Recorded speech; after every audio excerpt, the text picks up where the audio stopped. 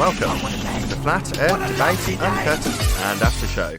I'm your host Nathan Oakley, and if you are new to this channel, or you've not done so already, then be sure to subscribe, hit the bell notification icon and join button to keep up to date with the Flat Earth Debate. If you would like to support the channel, there is a super chat that runs alongside each of these shows while they premiere, and there's also a PayPal, Patreon and crypto link in the info box below the video. Also, below this video, you can get £50 for swapping your UK electricity supplier to Octopus Energy. Speaking of Patreon, I'm going to do a quick shout out to all of you who do support me on Patreon. So a massive shout out of thanks and appreciation to Patrick Gunnels, Banter, Will Brax, Mel B. Styles, Troy Shuker, Bo Snail, Joseph Pizarro, Samson, Maris, Mobile Max 777, Neo the One, Lost Cat FE, Rob W, Open Minded, Reese Pound, Del West Watson, Mike, Muted, Dick Earth Skeptic, NA Literalist, Maria Neelands, Unbelievable Productions, Blue Ridge Ranger, Rob H, The Real Gabster, Windrider, Liam Nedrick Jr., Abraham Mohammed, Naibai, Adrian Quintana, Skeptic936, Life is Short, Fireball X, TheFlatEarthChannel.com, Texas Mike, Edwin Johnson, Kirsten Smith, and David Wayne Foster. So another massive thank you to all of you for supporting me on Patreon. Now I'm going to hand over to whoever is in Discord and Google so you can enjoy their conversation while I set up for today's live show. So John, was that you hitting the thumbs up on Kiwi's things he was posting? The numpty clips? No, I don't know what's going on. Good morning. Morning. I had trouble joining your show this morning. Did anybody else? I did too. Took me 4 times. It's working now. Jolly good. Well, Hey, I thought that was pretty good what Bev showed yesterday with the LIGO and the canal on either side of the looked like a 90-degree building. Indeed. Very One of a good. couple of things that's going to get discussed today. So one will be LIGO. So if I see him, the guy called The Apprentice, I think he was either a New Zealand or Australian. I can never tell the difference. Sorry, guys. Either way, he was saying, I don't get it. And I was trying to bleed out of him what it was about it that he didn't get. And you can't say what you don't know. You don't know what you don't know. So he was struggling to say it. And after the fact, Sleeping Warrior, who's now here, explained to me that, well, he saw Bev with no time restraints like there was on the live show, at ease, describing it casually. And upon hearing it described more casually, he understood the implications. You there, Sleeping Warrior? Yeah. It's literally when you've not got someone sat with a mute button, like for instance Arwin. Sometimes when I'm talking, I'm expecting Arwin sat there like crouched over his microphone, just waiting to ejaculate into his microphone. That's the pressure that I can sense when I'm talking for any length of time, and I can feel, I can sympathise with the perception of pressure and rushing. And yesterday when he was making his point, I don't think the point that he made got the magnitude it deserved, because I think that he was able to take it off on a weird tangent that was unintended, but it was forced on him by the interactions at the time. So what it meant was that the magnitude of the point was completely, in my opinion, I think most people completely lost the magnitude of the point. But if he was to represent it without the pressure, the time constraints, the feeling that somebody's going to jump on him the minute he takes a breath, I think that it would be obvious that there is a massive contradiction. On the one hand, they claim that the LIGO is one of the straightest things in the known universe, and they calculated for Earth's curve when they built it. On the other hand, the canal that they built to be able to create the LIGO thing, that water has to curve if we're on a sphere.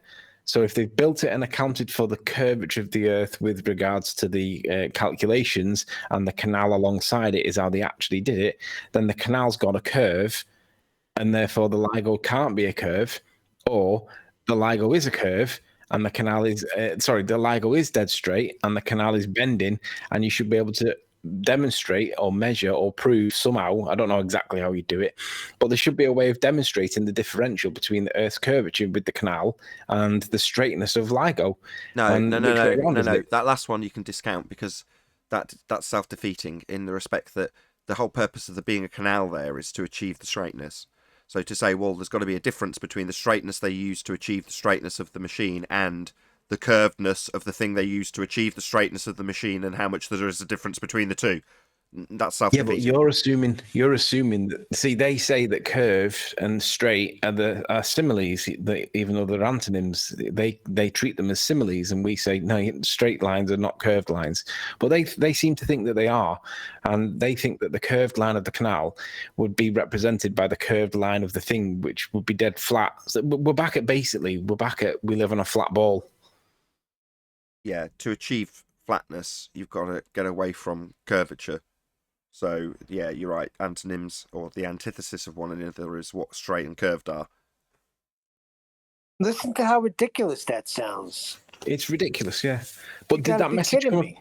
Did you get that message yesterday though when he was presenting it? Because I was here yesterday and I realised that the magnitude of that point was missed because of the conversation just took him away from it. But it's massive. If LIGO is straight, then and the canal is straight and level, then it's not curving, is it? But on their model, it needs to. So they can't have it both ways. Either LIGO is dead straight and the canal's bendy, or they're both level and not curving. So which way around is it? The second, it's claimed to be straight, it's using water to achieve it, and in reality, it's obviously and observably flat. In their model, which isn't reality, it curves away at 8 inches per mile squared. Well, no. By practical application, that's not the world we deal with. And that's not the world they've got in the form of LIGO either. They can't have it both ways, Anthony. That's the bottom line, to summarise, just in case anybody doesn't get it. Because, as I said at the beginning of the show, there were people on yesterday's show that didn't. Now, I thought it was obvious. I was like, what's not to get? The water's flat, it's claimed to be flat, what's not to get? But, obviously there was, because somebody was saying it, that apprentice guy, and more power to him, he was trying to say, look, this isn't, I don't see the strength in this. Fine, well, now you can have it drummed into you. It can't be both used as flat water to achieve flat LIGO and curving at 8 inches per mile squared, not demonstrated to be doing so. You can't have it both ways. That's why I brought it up early in the show, because I, like you, hopefully others got it, but it was such a good point, as Sleeping Warrior states, that it's worth revisiting. Yes. I think the problem How came... did people not get it? Well, the problem came... I'm not going to blame QE, but the problem came because Bev has got a very strong piece of evidence and he wants to shout it from the hilltops. And he's like, look, when I get into the Black Swan argument, and we covered this yesterday, he reaches the point where he's actually got a concession. I just don't know if he appreciated it. It looped around beautifully towards the end of the live show because he's essentially saying you can't have a curved tangent. It's like, yeah, that's the conclusion of the Black Swan. So there was a semblance of agreement towards the end, but with Bev wanting to punt his argument and maybe coming across as saying, well, my argument's better, therefore the other one's worse. Maybe that is or isn't the case. I don't really care. He's got a really, really strong claim, and he's saying I prefer to use it, I'll use those words, over the Black Swan for whatever reasons he gave. Hopefully we overcame them. But it's a separate issue, it's a separate argument, it's equally strong. It doesn't need to contest with any other piece of evidence that destroys the globe, because why bother? You just present it as is and say you can't have it both ways. You can't have it be curving away at 8 inches per mile squared and utilising flat water to create the most flat thing you've got. You can't have it both ways. And which one is it actually doing? What are they actually saying it is? Well, they're saying it's level. They're saying it's flat. So what are you going to do? Just ignore what they actually say its purpose is, and one of the critical parameters of its purpose is being level. So you're going to say, no, it isn't, because my model. No, you can't have it both ways. That's the bottom line. Obviously, there's the Black Swan in and of itself, which becomes a second part of that particular argument, although we're not dealing with horizons. That's only because it's been weaved in by QE in that regard, but that's a second separate argument. We're currently looking at the Blackpool Swan, for all the same legitimacies that we've got in terms of their assertion of an Earth curve edge that gets in the way, with a tangent point drawn to it to do the geometry to a claim. We've got blockages of the boats, buildings, Isle of Man, whatever else they've claimed in the past. That's the second argument.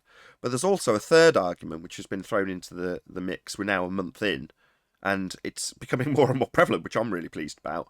So, conspiracy cats, thanks to Flatzoid for trimming this out, because I don't watch this stuff, but if it wasn't for the people on my own side trimming it out and people like Anthony mirroring it, I wouldn't come across it myself personally. So I'm very grateful to people like Flatzoid and Anthony for doing that. Anyway, Flatzoid has released a video about cats describing the diffraction limit in the form of the Rayleigh criterion, something that is not included in Earth curve maths. Now, the focus point for Flatzoid was to say, look, he's reversing the angle when he describes the limitation of the angle against the deck. He draws the angle back from the target. That's not right. Well, that's a correct and valid point, but no offence to Flatzoid, that's dealt with in a heartbeat. No, that's wrong. The angle goes this way from your eye to the target, not the other way around. However, he's conceding that things can disappear through this effect. Regardless of him saying, oh, it won't disappear from bottom up, though. You just lose it all.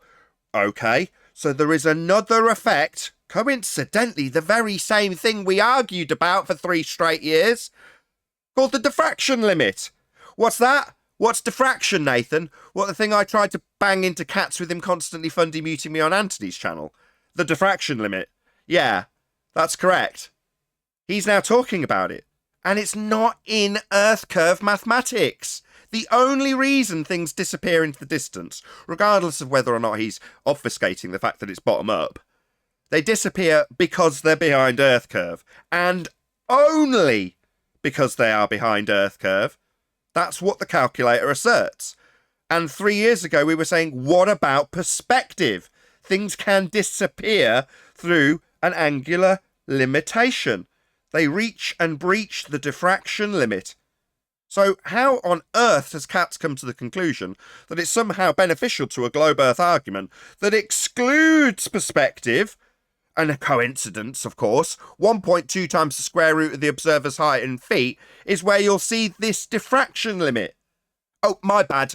1.2 times the square root of the observer's height is where you see Earth curve, isn't it, in their maths? But he's talking about 1.2 over lambda. He's talking about the diffraction limit. Well, that's not in Earth curve maths. So there are other reasons why things can disappear, and you can calculate them with the Rayleigh criterion. Not in your maths. Things don't get to disappear because they've got too small an angle. That simply doesn't happen. There is no angular account in Earth curve maths. Everything stays the same feet and inches value. So well done, cats, for pushing it. I mean, I'm slightly aghast because I can't quite believe he's so stupid as to actually detail for a globe audience that things can absolutely disappear through some other effect other than Earth curve. Because that's the only effect in your Earth curve maths, friends. So thanks, cats. Yeah, the diffraction limit. Where's that in your begging the question proof of nothing perspective hijacking Earth curve maths? It isn't. This is where Boy, what a position we're in. What a position we're in. This is the point, Nathan, where you would give your illustration of the house brick from 10 feet, then 10 miles, and then stick some more bricks on top of it. And eventually you can see enough bricks to be able to resolve the thing that you're putting the bricks on top of. Let's do that now. Yeah, let's do it properly. Hold on. Tony, that's why I wanted to say the same thing there, because I thought Katz's demonstration was brilliant. I'm watching it. I'm thinking, this is great, Flat Earth. So what's he doing? Until he gets to the end, convolutes it, and then makes basically that statement that because the boat's the boat, you can see as much of the top of the boat as much of the bottom of the boat because it's all the boat. So it's just an angle to the boat. And then it went waffly and he reversed angles and the likes. But I was going to say the same thing to him. I think Katz needs the bricks explanation because and that's my favorite. That's the bit he didn't comprehend. Let's go through now. Who's gonna be my counterpart? It's not the only game in town. I just want to throw that out there. I've been waiting like 15 minutes to say something.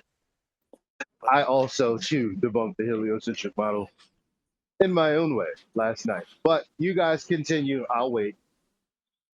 Do you want to do this with me, Anthony? I'll be the sacrificial lamb. Perfect. If I take a brick and place it at, let's just say 2 miles, just for quickness.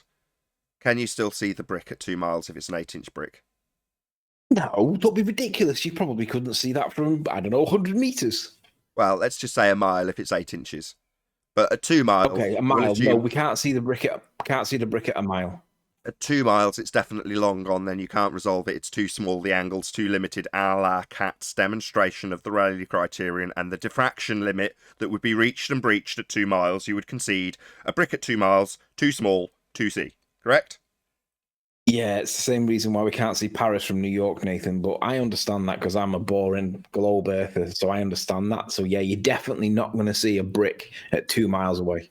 What if I now pile on top of it a 10-story skyscraper or flats, whatever? Yeah, I'll see that from 2. I'll see that from 2 miles away. Yeah. And what about the brick at the bottom? Is the bottom brick still too small to see, or does it suddenly come back because you've built on top of it?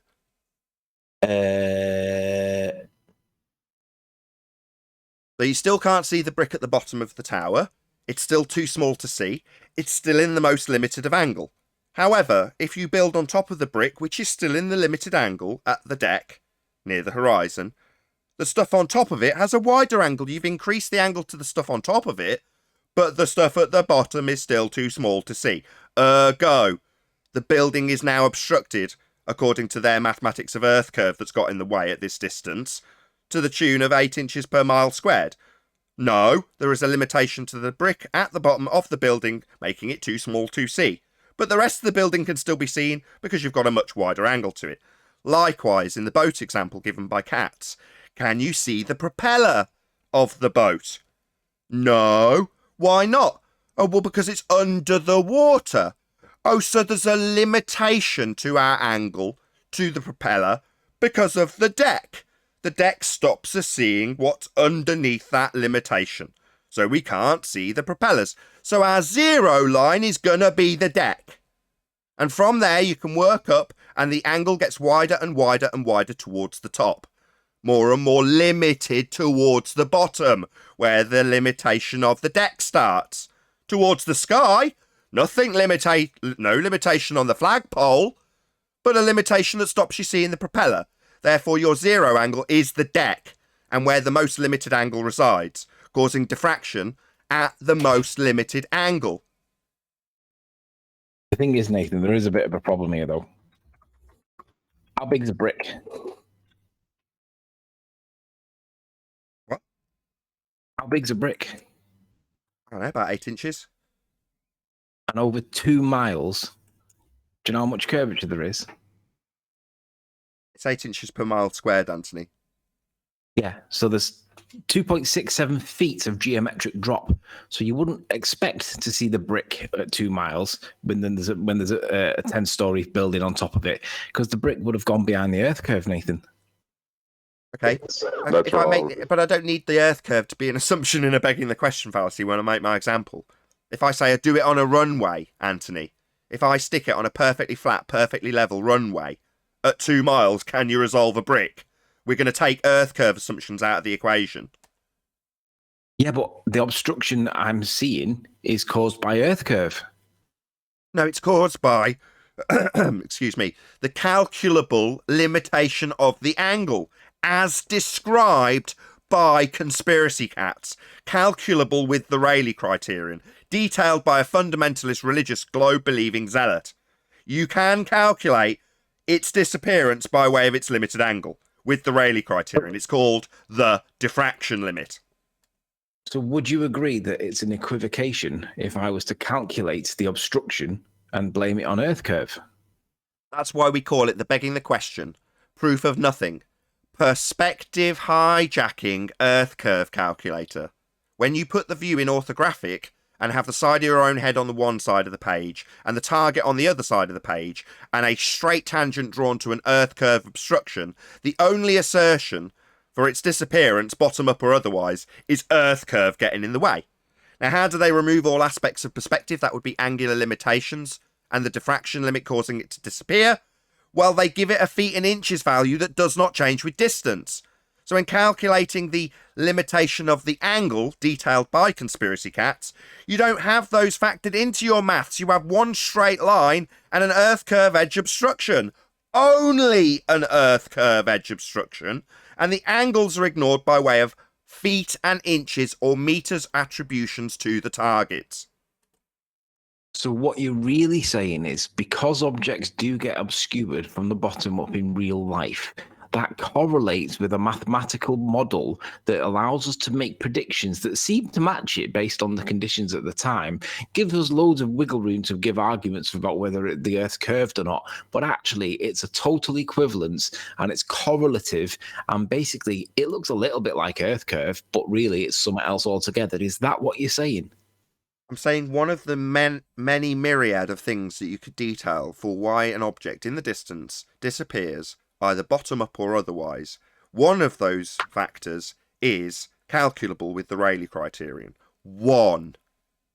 Just one. So it's just a correlation then, Nathan. It just appears to be Earth curve, but actually there are other things causing it. It doesn't appear to be a begging the question assumption of an Earth curve obstruction at a geometric point that we've debunked. I don't know why you keep weaving in this begging the question fallacy when detailing something that our opponents, in this case conspiracy cats, has detailed concisely enough for any idiot on the globe side to understand his very clear and concise description that things can reach and breach a diffraction limit.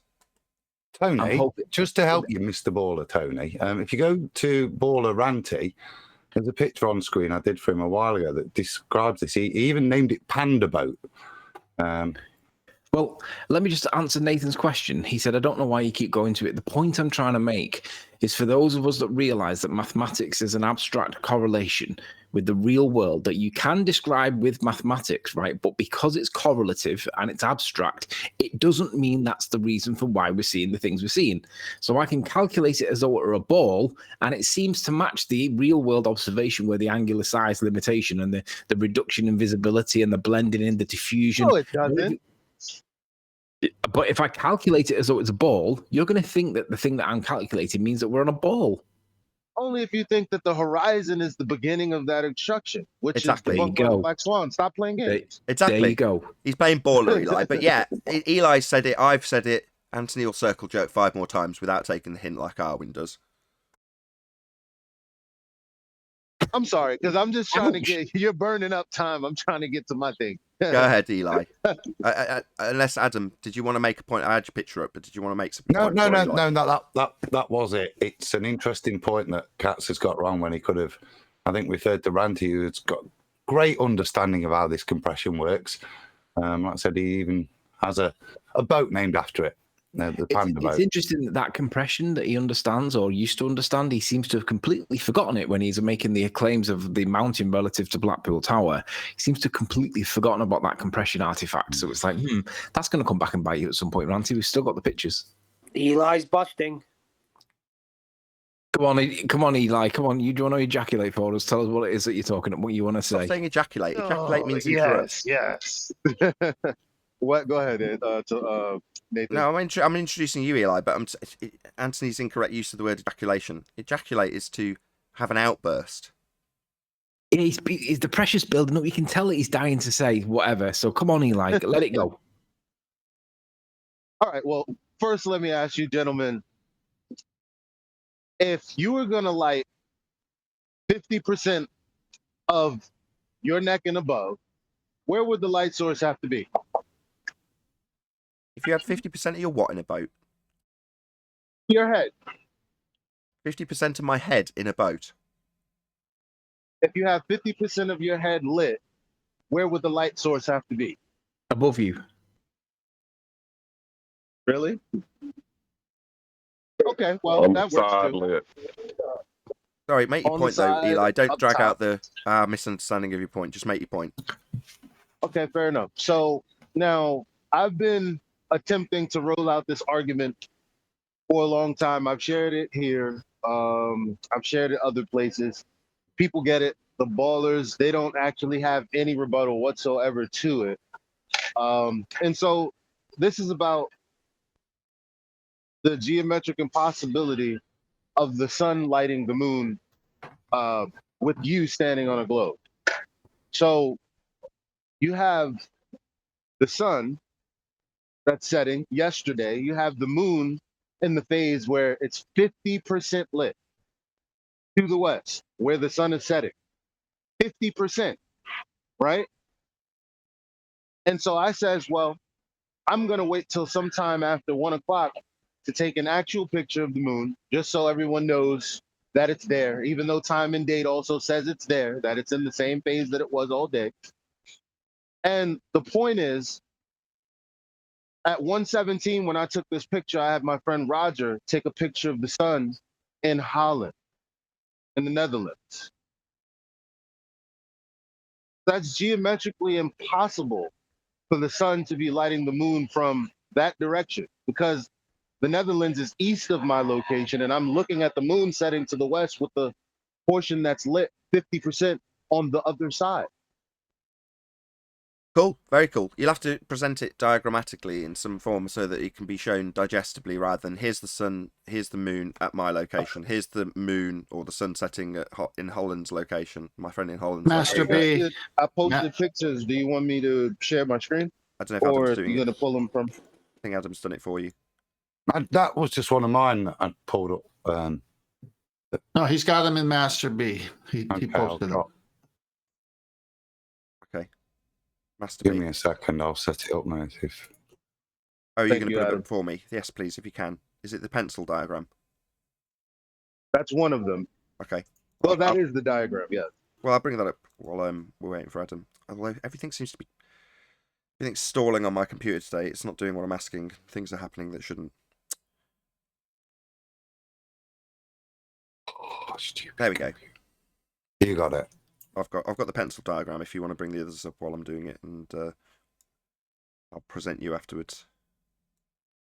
Okay. Okay, So what you're saying is, because you've got half shadow based on the heliocentric model, he's looking over. Sorry, you're looking over here. He's looking over here, and what you're saying is the sun would have to be to the left of your pencil diagram in order to give that half moon effect in the heliocentric system. Is that what you're saying? Well, it is what you're saying. I'm just summarizing. The sun would have to be to the right, but it's obviously not to the right. It's to the left. Okay. Cool. Very cool. I bet they have an answer So with what Adam is presenting, so this is timeanddate.com. So if you can see right there, it says moon direction, and it gives you the heading. It's basically northwest north of my location. That's the phase that I'm looking at. The lit portion is to the right. The shadow is to the left. But the sun is over there to the left in the Netherlands. If I'm on a ball, it's east of my location. At the very least, it would be underneath me and over my left shoulder or behind my left shoulder. Cool. So if you can go to the next one. Yeah. So I also illustrated it on this. Well, I did a little scribblings on there. So that's me in New York City. Roger's over there in the Netherlands. I'm looking at the moon with that phase, but the sun is shining on the Netherlands and everything in the Middle East already. It's 7 a.m. for him. It's 9 a.m. for the UAE. On a globe that makes no sense. Heliocentric model debunked. I don't care how big the Earth is. I don't care what refraction you use. Doesn't work. It's over. There is no argument. Very good. Very good. I got one for him. Oh, here we go. Go ahead, John.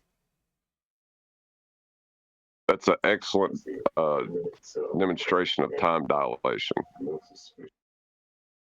No, no. Don't start making up heliocentric arguments on their behalf. I don't mind you playing devil's advocate. Unless I'm just... Maybe I'm being ignorant. What is the globe time dilation argument exactly?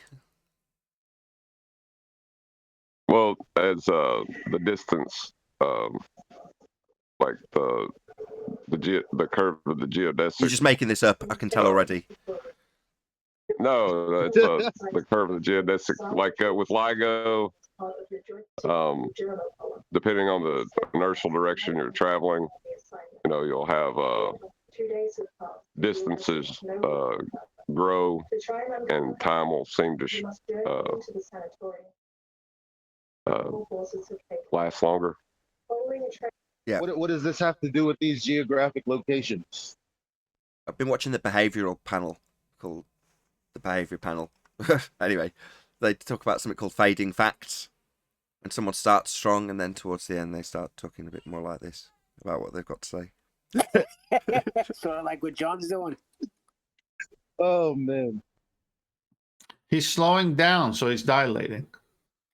Yeah, but I thought they had an answer for Look, this all of isn't these a- things in the heliocentric model. No, they've got a model that they can show you from various vantage points. But I'll be honest, my skepticism starts with every time I've looked into one of these wrong moons, then they manage to account for it in a model. I don't see a problem with what was presented there. Neither did No, I. That's what they keep saying, but I keep tweaking it. There's no way out of this. If it's 50% lit, I mean, come on, the source would have to be adjacent, no? no. No, I agree. On the surface, it looks like I can't pick fault with this. On the surface, typically, I'd be saying, no, I'm sure they can account for this in their model. But on the surface, this looks sound. I don't know if Adam disagrees. I disagree. Yeah. Go ahead. Feel free. I think it's perfectly doable. You've just got to spin your ball. Unfortunately, you first you've got to set up your alignment. So what have we got? We've got a 3/4 like that. So that means we've got a waning or a waxing gibbous set up there. And then you're going to have daytime occurring in the UAE. And with a waning and waxing gibbous, if you've got UAE at 6 o'clock in the morning, that means America's going to be, 5, 6, 12 hours nearly later. Let's call it 8 hours across the Atlantic. So say it's 9 o'clock there, you're getting 5, 6, 7 o'clock in the evening, and you'll have the sun not in your skyline and the moon visible, showing either a waning or waxing gibbous at that time. I was going to say, this is one of those things. In the heliocentric model, one of the things they tend to have pretty much pegged are the celestial movements. That works in their model really well. Yeah, that's why you stay But away. this isn't a waxing or waning, which I've tried to use before. This is a quarter moon. It's 50%. I don't know why they call it a quarter, but whatever. That's just as fine. Fine. Makes I'd it like- easier. To be honest, that brings it in. The waning and waxing are a little bit more difficult to see, because you shouldn't see them technically, but they are observed. But like I said to you yesterday, they bend and they go to celestial horizons and stuff to make excuses, but it is doable. Because I had the same thing. We did the same thing, me and John Savage. That's that presentation I sent you, and you can't comprehend, but it is actually doable when they put it into 3D. So the second video I sent you was with Mike Kavanagh, and it's all done in the 3D, all these renderings, and we tried to find the most impossible moon phases. We did this too. That we thought were there, and like I said, they were rendered and shown to be okay. Right. We did this too. So, out of curiosity, because one of the first things I'd done was foolishly claimed an impossible moon like 5 or 6 years ago, and who was it, Anthony, that was doing our 3D rendering at the time? I can't remember who it was. Oh, it was Chris Monk. And I just said, Chris Monk on Blender. Yeah, and he had just a fully working heliocentric model in Blender, and you're like, okay, can you put the moon in this position on this date? And he did, and I'm like, oh fuck, that works. And then I just rattled off a few others that people had given me, and they all worked.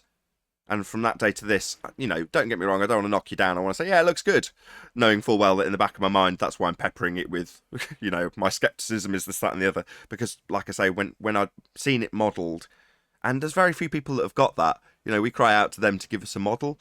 Well, as flat earthers, although Chris is now an ex-flat earther, we've had it modelled for us, or people in the flat earth have modelled it. I've seen other people do it too, in not necessarily Blender, but other 3D modelling programs.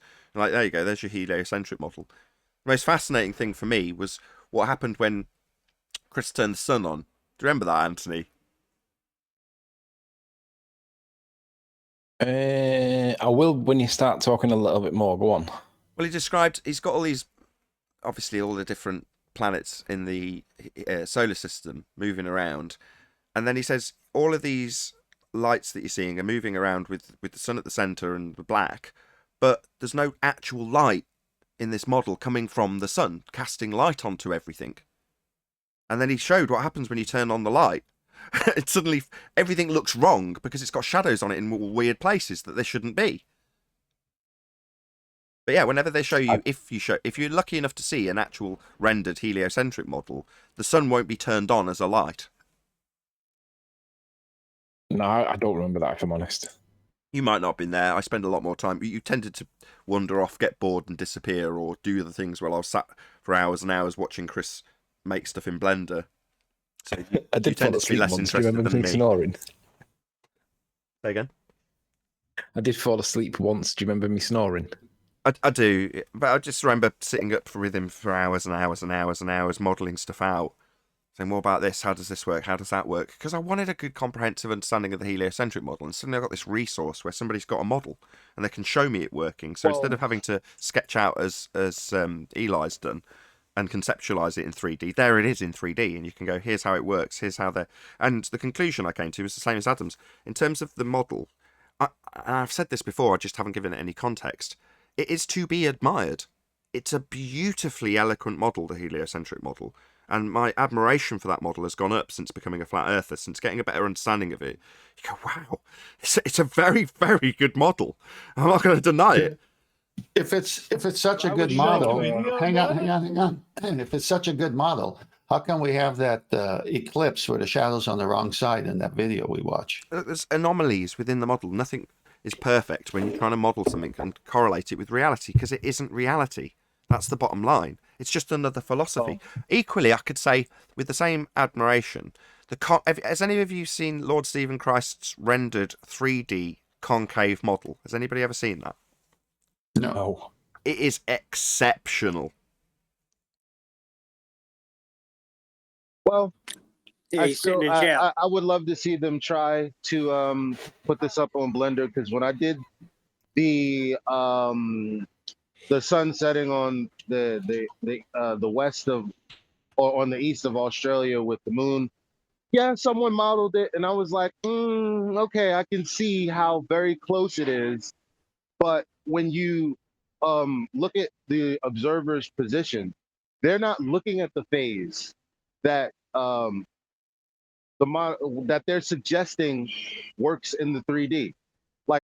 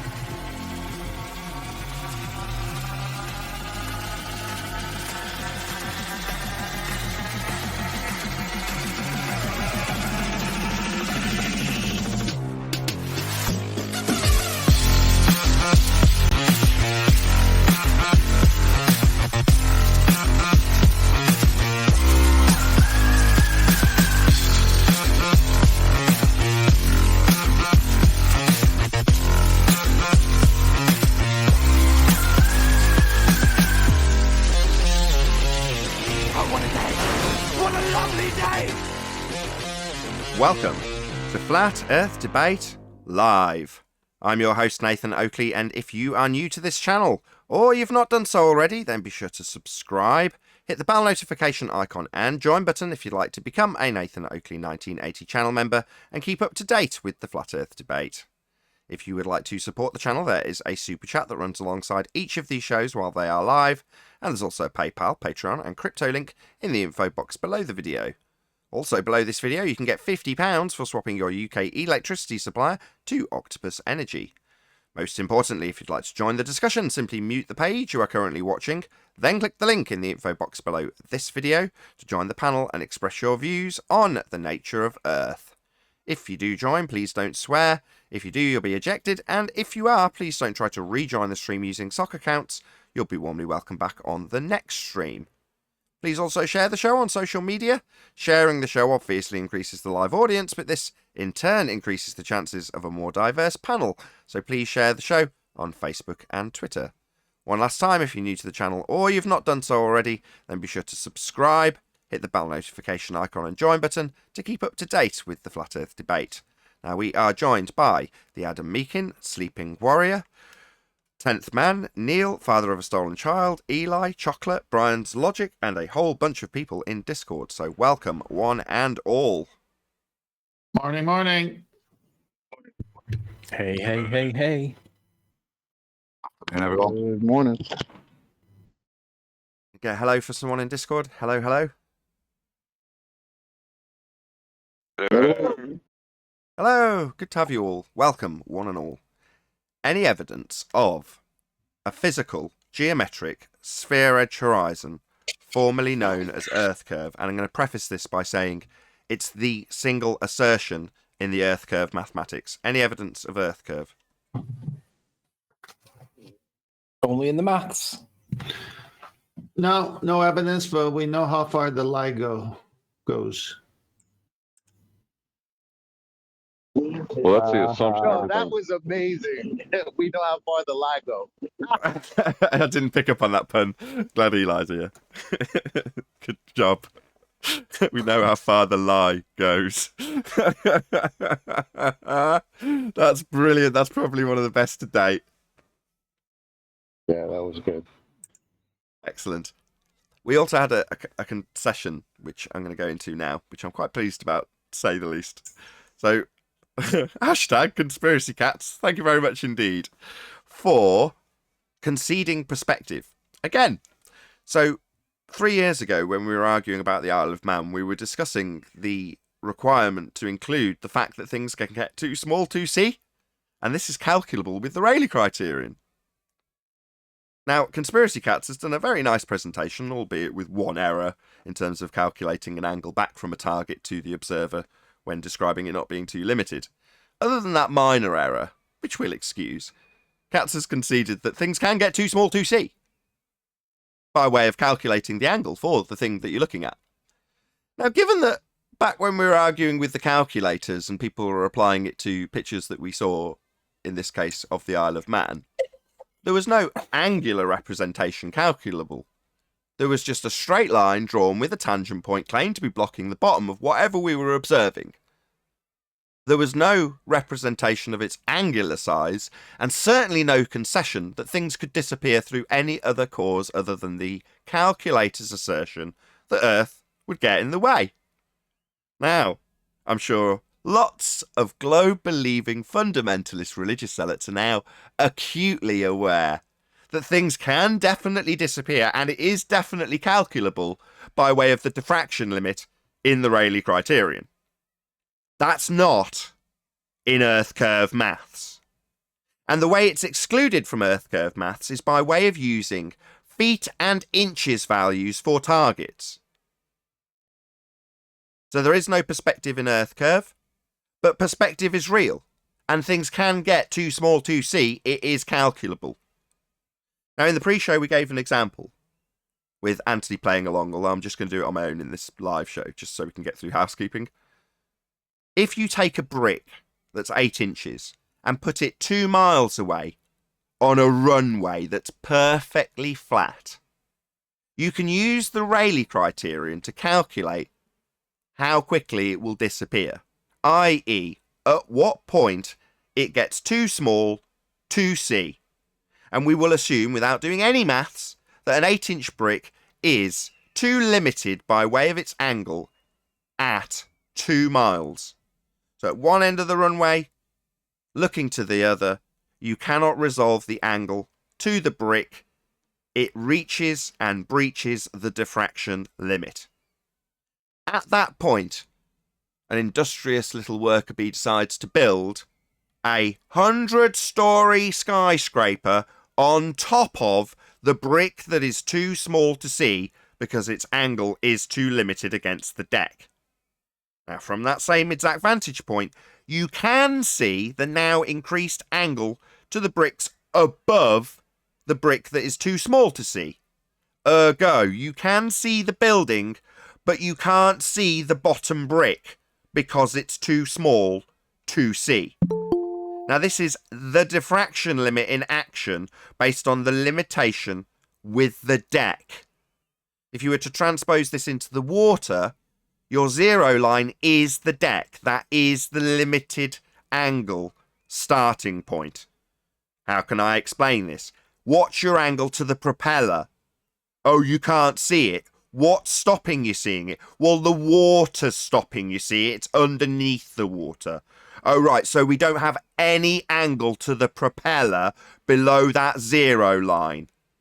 Well, in the case of this picture in orthographic Muppet view on my screen, the bottom angle is more limited. And it's more limited the further away something gets, because you have a limitation of the deck itself. Now, the top has no limitation. There's just sky above it. Nothing stopping the limit of your view to the bottom brick in my example. But if you can make it disappear because of a limited angle, then that should absolutely unequivocally be included in your begging the question, proof of nothing, perspective hijacking Earth curve calculations. And it is not. Meters or feet only for the targets. They do not reduce in angular size to the point where they could disappear completely, as described by conspiracy cats. So hashtag thanks, cats. Glad that you can now concede what was formerly known as flurf-spective. Easy to handwave and ignore until one of your own side, in this case conspiracy cats, is detailing the very real effect of perspective reaching and breaching a diffraction limit, causing things to disappear from view. Definitely not in your Earth curve maths. Excellent concession. Thank you very much indeed. Conspiracy cats. Anyone want to add anything on this? At least they're coming around. How long have you been doing this illustration with the brick? 3 years. We've been given that example in ever more At least they're refined coming ways. around. Yeah, it's kind of like buying a really, really good, powerful gun and then shooting yourself in the foot with it, isn't it? Do you know what I mean? It's He, up until now, could have taken a perceived win when I discussed this matter with Anthony and him on Anthony's channel. And when he got to the diffraction limit, he just rumpused the crap out of me. Now, Anthony didn't do anything about it at the time, but I was trying, or attempting, to describe the diffraction limit, a complex discussion. And he just rumpused me. Now, when he reached the point where he's like, what's diffraction? I was like, I'm going to get 3 seconds to give what is presumably going to be at least a 2-minute explanation for things reaching and breaching the diffraction limit. So I shut down. And he took that as a perceived win. Like, he doesn't know what diffraction limit is when I'm trying to explain it for about 3 straight minutes with him interrupting me constantly. Now, as a result, the trolls have taken that as, well, that's a win. Nathan doesn't know what diffraction is. When I'm desperately trying to detail it in light of a calculation with whole numbers, feet and inches or meters, ascribed to things that can get smaller with distance, to the point where they reach and breach the diffraction limit. Now, even in summary now, about 1.5 years, 2 years later, it still takes more than about 3 seconds, i.e. longer than it would take cats to interrupt me to stop this devastating detail reaching an audience. And he'd prefer to rumpus me. Now he's into actually detailing it himself with the diffraction limit I was trying to explain to him back in the days when I was actually out on other people's channels, I might add, discussing these matters. In light of our victory at the Isle of Man, when we prove beyond all certitude you assume an R value you haven't got any evidence of, and ignore all aspects of perspective. Well, now here we are, 3 years later, with our opponents detailing the diffraction limit with Rayleigh criterion. Oh my god, how times have changed. You need to do a side-by-side video. Like him doing it now and you doing it then. Oh, it's comical. Yeah, so this is something that we've been trying to detail to you fundies. But what was it called? Oh, it was called flurfspective, when you hand-waved it. Well, now you got one of your own side detailing the damn thing to you. That doesn't include that effect in your maths. It's not there. Doesn't matter if the building is 100 miles away or 1,000 miles away. It's a 100-foot building in Earth curve maths. So while Katz is going on and on about, as the thing gets further, the angle gets more limited. Yeah, that's correct. Does the size of the building in your Earth curve maths get more limited? Oh, no, it's still 100 feet, isn't it? Doesn't matter if you're right next to it or if it's 100 miles away. It's still a 100-foot building that you're going to calculate. What about that limited angle as it gets further away? Oh, yeah, that's not in your Earth curve maths, is it, Katz? Nice that you're highlighting our point to your globe-believing audience now. Hey Nathan, hey everyone. Hey, Brian. I couldn't come in earlier. I just like to. Hey everybody, hey Chocolate. I just like to add in there that they, I know Cats has done it now, and that's because they are in a position where they need to use perspective. With, the most recent observation with the Blackpool thing, they have to not believe that, or have had to not believe that visual effects aren't real. They can state they're real in a debate. They can claim them as our curve when it suits them. But when you show the same exact visual effects or effects of perspective in an observation that doesn't suit them or won't help their belief, because they need these things because they can't measure and demonstrate coverage of, and they never have been able to. And that's why they lost the debate in 2015. They lost it in 2015 because they couldn't demonstrate their claim. So ever since then, what they've had to do is take perspective and claim it as our curve.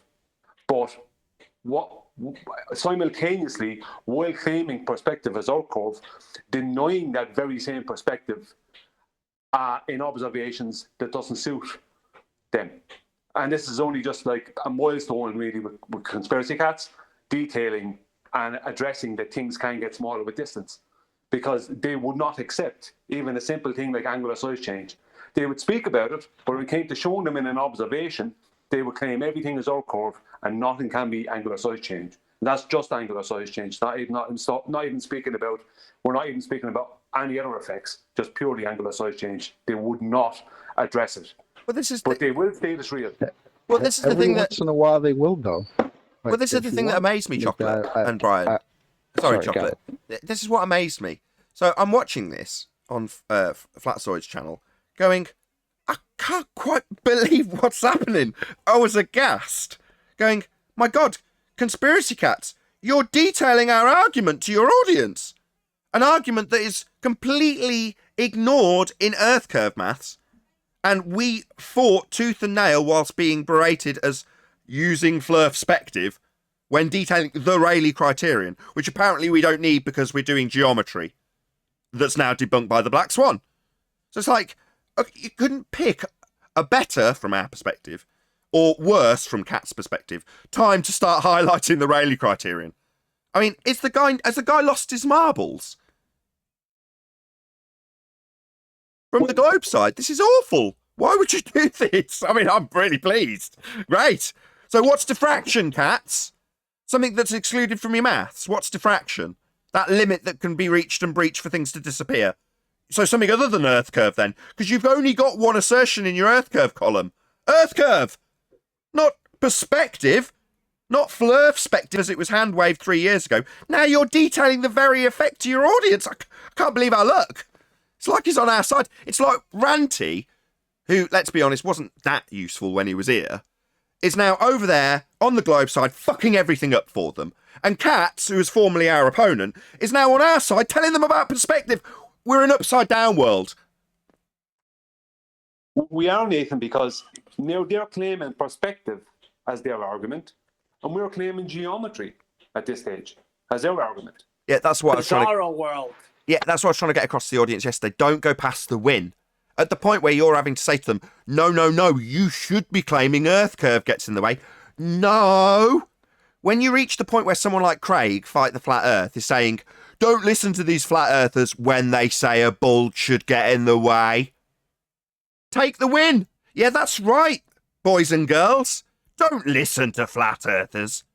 Sorry, this is definitely a Globe claim, that say bulge is going to get in the way. Don't listen to those stupid people, because that's what it's reached the point now, where people like Craig have to tell you that when we say there's a bulge going to get in the way, that we are wrong. We don't say there's a bulge that gets in the way. We've debunked the bulge that gets in the way, but can concisely describe your claim of a bulge getting in the way.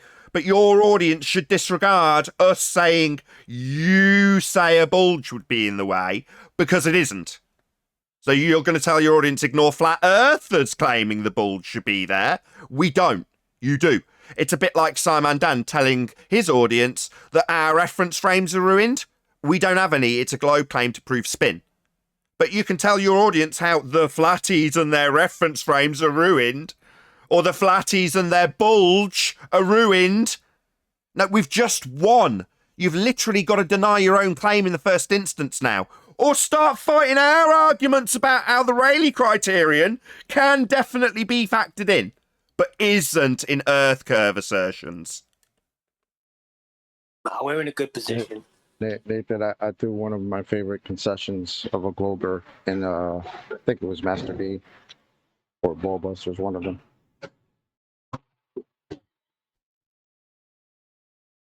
Disappearance 500 feet when the globe model predicts the horizon is 2,600 feet away. So what's blocking the boat if it's not at the horizon yet?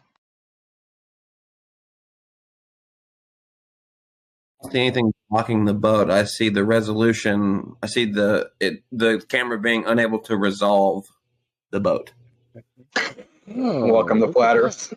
Welcome to Flat Earth, my friend. Snacks to the back, bathrooms to the left. DJ's taking requests, and smoke them if you got them. They're so confident. Welcome, I wish Unorthodox. Unorthodox doesn't disappear. It just unresolved. You just snatched your own wig off. Unorthodox. Look, this video I just... Yeah, that's it. When you reach the point where all you have in your memory banks is something that you've hand-waved as an explanation. So, presumably, an Orthodox has gone, what can I explain this with? Well, he's presumably listened to many hours of us detailing the diffraction limit and the Rayleigh criterion. And then he's gone, well, it's obviously just an optical effect. It's like, what? So when we say the same exact thing happens, but it's a little bit further away and you ignore all perspective, put it in orthographic view, and then claim that a 100-foot building's got 10 foot missing, then it's not optical. Then it's going to remain the same feet and inches value, and an assertion of a geometric physical sphere edge horizon debunked by the black swan is going to be the cause in that instance. But if it happens a little bit closer, it's an optical effect. Yeah, welcome to Flat Earth. Wow. I hope this is sinking in. I mean, I've been like a giddy schoolboy for the last month. While I've been told in comments that I'm panicking, it's like, man, things are really turning around for us. It's great. Get to talk about perspective and how the calculator doesn't have it. We get our opponents detailing them how the Rayleigh criterion works. Happy days. Man, what am I going to do? I don't need to do anything. If you want to know how things can disappear beyond the assertion that if you assume Earth curves get in the way, go and check out Conspiracy Cat's video. He says, look, if it reaches this limited angle, it'll vanish. Yeah. Something that's definitely not in your Earth curve maths. So go and check him out. I don't need to do any work. The Globers are doing it for us. I said it 3 weeks ago. Just keep letting them talk. Or alternatively, if you want to know how there's absolutely no way you can measure 8 inches per mile squared, go and check out Ranty. He'll tell you how it's locally flat. Now, in the same way, Ranty's argument with the mountain, they'll say, oh, that's Earth curve. But then the picture that I posted in Master B with the dock house higher than the hills of the mountains behind it, they're like, well, the ratios aren't right because it's closer. No, it's the same effect. So they just pick and choose what optical effects they're going to hijack and when.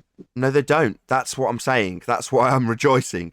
They might, at trench level, as Ruhif, Katz and Ranty have done, decide to take an effect of perspective, pull out some data from the Earth curve maths and Google, translate it into a perspective description, and then translate it back into the Earth curve maths to make an assertion of drop.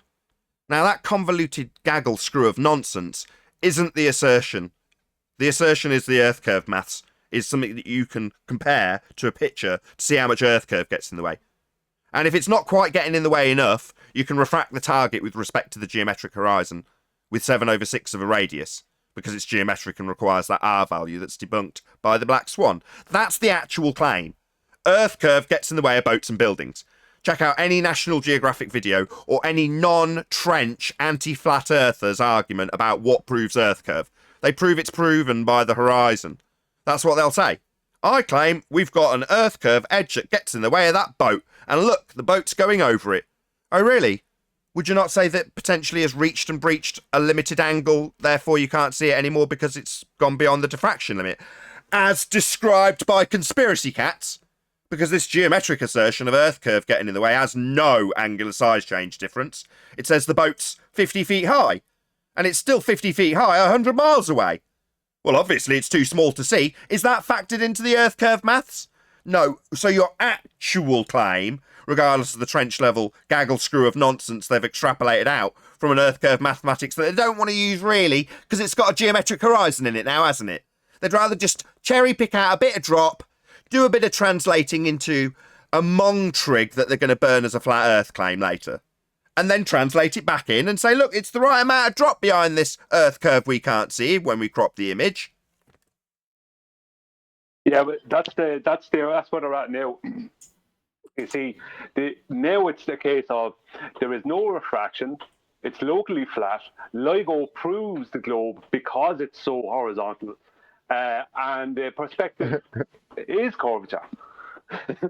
And imagine going back to 2015 and telling them, guys, you realize in 5 years you're going to be telling us in 2020 that you don't have a geometric horizon, and then in 2021 you're going to tell us it's locally flat. You guys are going to tell us that.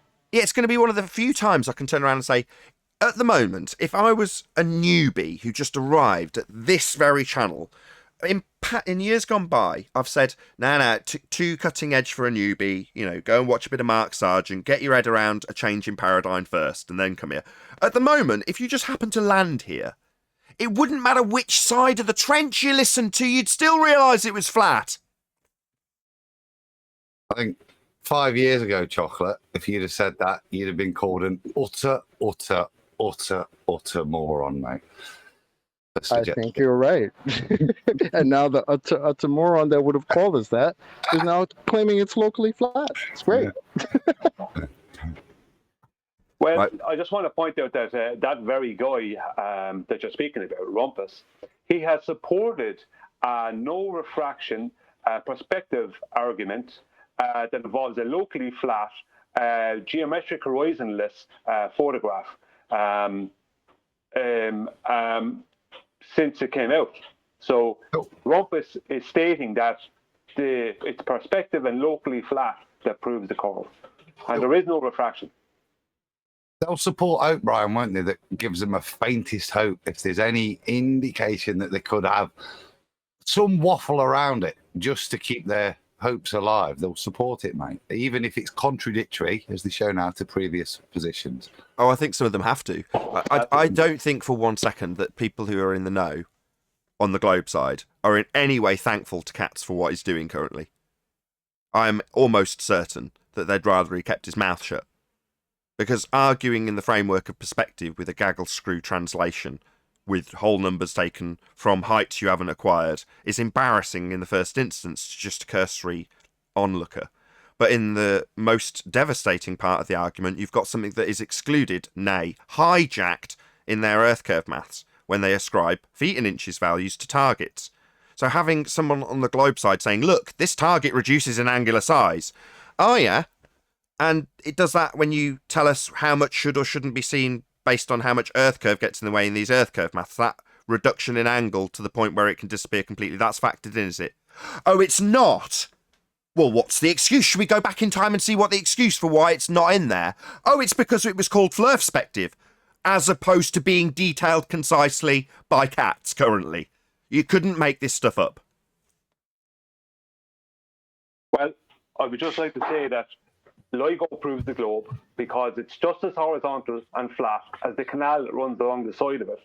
And this is provable by going to Google Earth, which is the globe Earth representation, and doing the elevation profile of the canal and the LIGO arm or the LIGO tunnel that's next to it. As shout out to Brian Mabbitt, as he showed last night on Brandon's. There you go. It's all horizontal and flat. It's locally flat. It's a globe. Okay, let me just paraphrase what Brian said in sarcasm.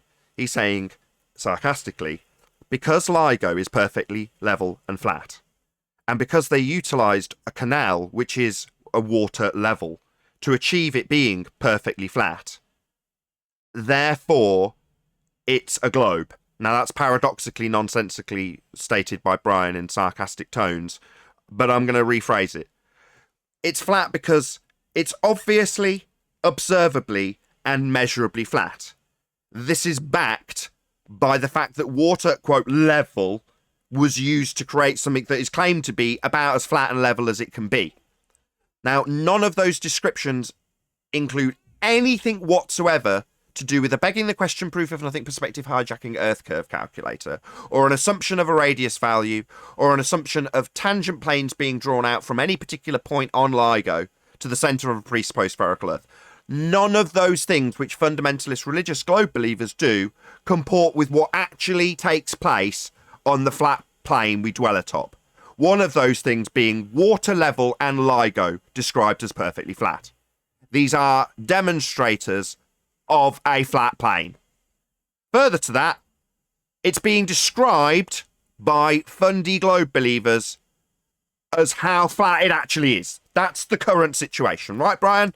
They're telling you how flat it is, right? Yes. So they're saying that their tube doesn't work because it's a straight tube that isn't a straight tube. It's a level curve tube, so it wouldn't work for LIGO. Is that what they're claiming now? No, they're claiming that LIGO was built without the curvature of the Earth in mind. And the proof of this, if anyone wants to know, and this is proven by Brian Abbott, flat out there, right, is that you can go into the Google Earth and do an elevation profile of the LIGO tunnel that's next to the canal, and you can see that it's just as flat and just as level as that canal. It's a globe. So the LIGO tube is bent then? No, it's not.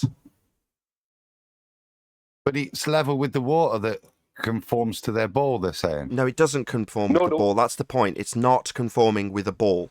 Adding in this nonsensical position after describing how not curving it is ridiculous. Now, we've had it done by Brian in sarcasm. We're having Adam do it in summary on their behalf. It's nonsense. We described it in the pre-show. You can't have it both ways. It can't be perfectly flat and comporting with a sphere with an assumption that it's bending away from your vantage point at 8 inches per mile squared. You can't have it both ways. Now, which is the actual description of what it is? Flat. That's what it's described as. I do it without sarcasm. Otherwise, LIGO wouldn't work, right? Yeah. Well, hold on. Let's just say that again about LIGO, and then Brian, yes, say it without sarcasm. But because what LIGO? What? Otherwise, LIGO wouldn't work. Precisely. Go ahead, Brian. Yeah, sorry, I kind of stepped on Rams there. Brian Abbott showed last night, and I checked it today, that you can do an elevation profile on the tunnel that on the arm that runs along the parallel to the canal. You can do an elevation profile on that and do an elevation profile on the canal. And you can see that the canal is even more level and flat than the LIGO station, because you're doing it at the top of the tunnel, so there's probably variations in the concrete, but it's more level and flat. And Brian Abbott showed that last night on Brandon's. And I wasn't joining in, Nathan, with Brian. Genuinely, I was trying to figure out what convoluted waffle they were actually saying, because it is having your cake and eating it. I understand now, but I assumed they were arguing a better position than that, and I was trying to figure it out, but there isn't one. I mean, you could tell it's you could tell it's curved because it looks so flat. I mean, why would you assume it's anything else? Yeah, welcome to Flat Ball Earth. Kick right. No, just welcome to Flat Earth. You don't need to pepper in the sarcasm or the devil's advocate position or try and fathom a nonsensical position on their behalf. Just say it like it is. No, I didn't believe that's what they were saying. I assumed they weren't saying that. I was misunderstanding it because that is so nonsensical. Yeah. What they will try and say, sorry, Nathan. No, go ahead, Brian. I'm just going to say what they will try and say to the LIGO argument, not that there is one, but what they will try and say is that they use GPS when they were building, as part of the building of the arms or whatever of the LIGO station. But what they used was DGPS, which is differential GPS, and it is like all GPS, right? It uses Cartesian flat Earth coordinates, and DGPS is claimed to be basically Earth-assisted GPS. So all it is signals and receivers. That's all it is. And you could have a small DGPS in your kitchen if you wanted, because all it is sending signals and receivers. That's all it is. That's the basics of it. Now they don't. I'm not saying that they're doing it that way, but it can be done that way. It's total nonsense. But if the LIGO facility wasn't perfectly flat and perfectly straight, then it wouldn't work properly, would it? Correct. According to their narrative, No. yes, that's correct. That's what they're saying. So they're having to argue, well, yes, it's perfectly straight, level, flat, however you want to describe it, because that's part of the parameters So that are it shouldn't described in match LIGO. the curvature of the water in the canal, should it? It should be different. If the canal is that's the problem. You can't have it curving both with ways. the Earth. Yeah, you can't have it both ways. You can't have water conforming to a sphere, and at every local position on it, you're going to draw zeniths to the centre of a presupposed spherical Earth, and then there's drop either side of you, and then you move along another quarter of a mile, and it does the same thing. All of those presuppositions don't comport with it being level. So they can't have it both ways. And when they describe it, they can only go along with the description of how level it is. So they tell us how level it was, and then the guys on my panel are going, so what do they do then? Say, well, therefore it's a sphere? And they're all, my panel are all scratching their heads going, how'd you get around this? You don't, globe believers. Earth's obviously observably and measurably flat. And when we describe how flat it is, we go to the elevation profiles used by professionals in Google Earth that show it's flat, measured flat, no drop. Don't they have a problem with geometry again if they say locally flat? If their Earth radius of their presupposed Earth is 3959 over 20 miles, that'd be 266.75 feet of curvature that would drop and, bottom up disappearance. So how could they even say locally flat if their this is the black swan in a sense from the other way. Yeah, you can't. That's the answer. You can't describe something that's supposed to have curvature as being flat in any instance. And it shouldn't be. There shouldn't ever need to be any excuse for why it isn't represented as curved. It would be curved if we lived on a sphere. The bottom line is, there is absolutely no demonstrable evidence of any curve, and what is asserted to be the proof of curve is a physical geometric sphere edge horizon that's claimed to obscure things when you exclude perspective. That's the assertion. Now, we've debunked that 18 months ago with the Black Swan. Nothing's changed. Things are only getting worse for the globers. We're now in a position with flat earthers where we say, if you go to our opponent's channel currently, they'll tell you how flat it is.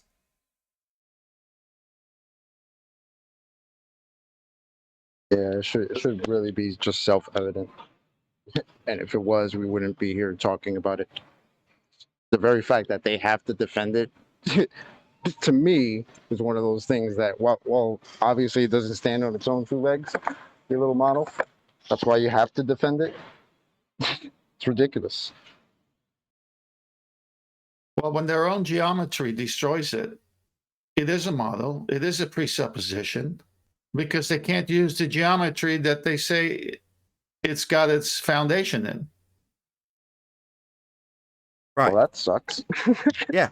The very assertions they made here 3 years ago are all debunked and invalid because they no longer have a geometric physical sphere edge for a horizon, and they're begging the question proof of nothing perspective hijacking Earth curve calculator doesn't have any angular size changes at distance, which is another effect that can cause things to vanish completely.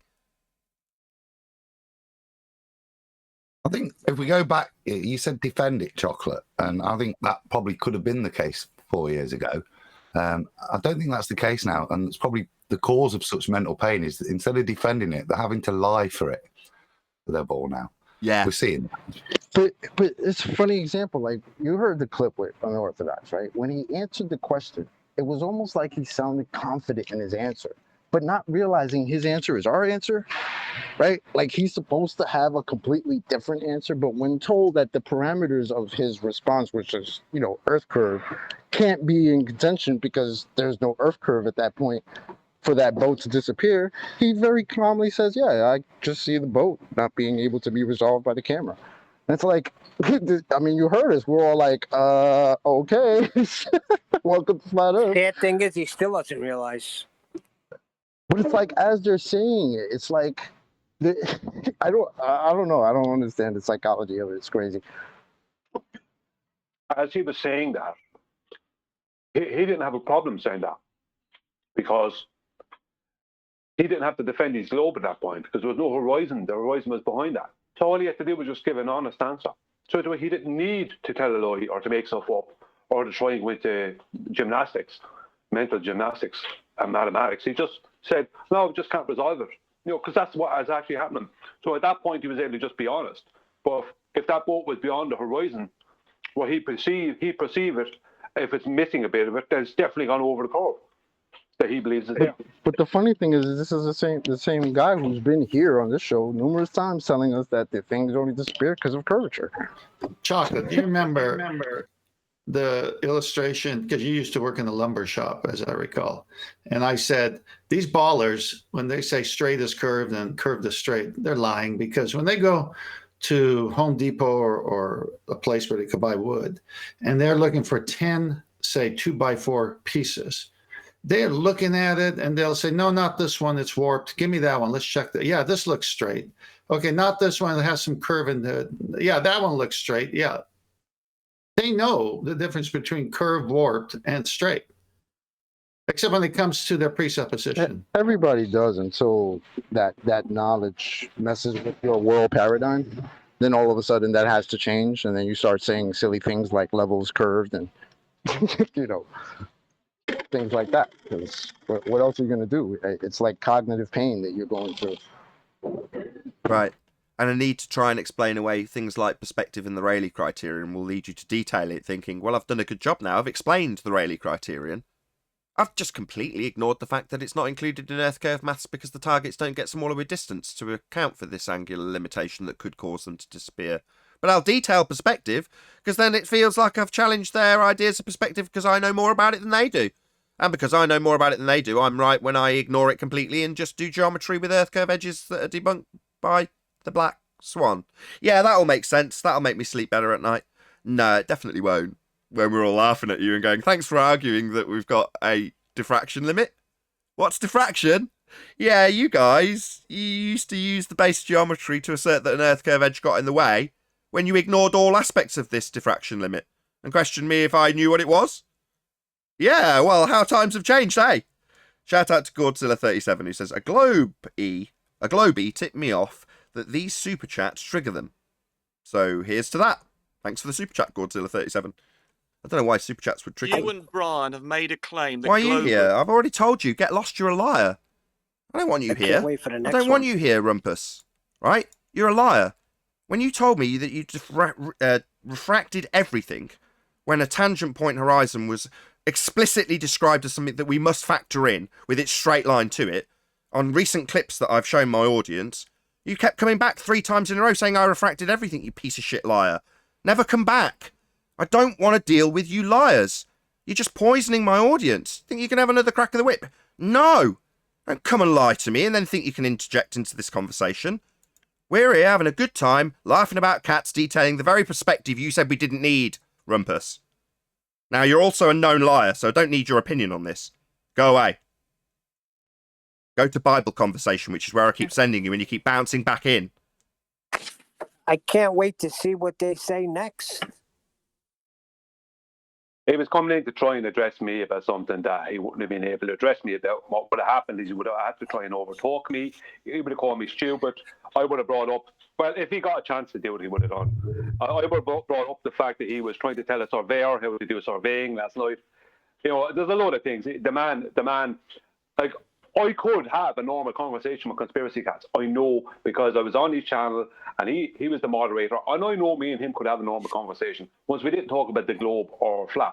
Now, me and Rumpus, possibly that couldn't happen, simply because he is so belligerent. Do you know what I mean? Whereas conspiracy cats could probably have a normal conversation with you once it didn't get into globe and flat. But I don't think Rumpus is capable of that. Rumpus has some problems, and he's not capable Rumpus of is just a a normal liar. conversation. Yeah, he's a I liar. already know that. He's a We already proven know liar. So if you want to engage with liars when you already know that they're lying to you, and the chances are they're going to lie to you again, then you're like the boy who cried wolf example. Shout out to Thrice 8 Hermes, who recently used this example in terms of describing auto-hoaxing, which we won't get into on this live show. But nevertheless, his example was about the boy who cried wolf, and saying, initially, the village people, they go up and they listen to him telling them that there was a wolf there. But after the third time, they assess the validity of his claim and decide whether or not it's worthy of assessment in the first place. And they say, no, it's not worthy of any assessment whatsoever.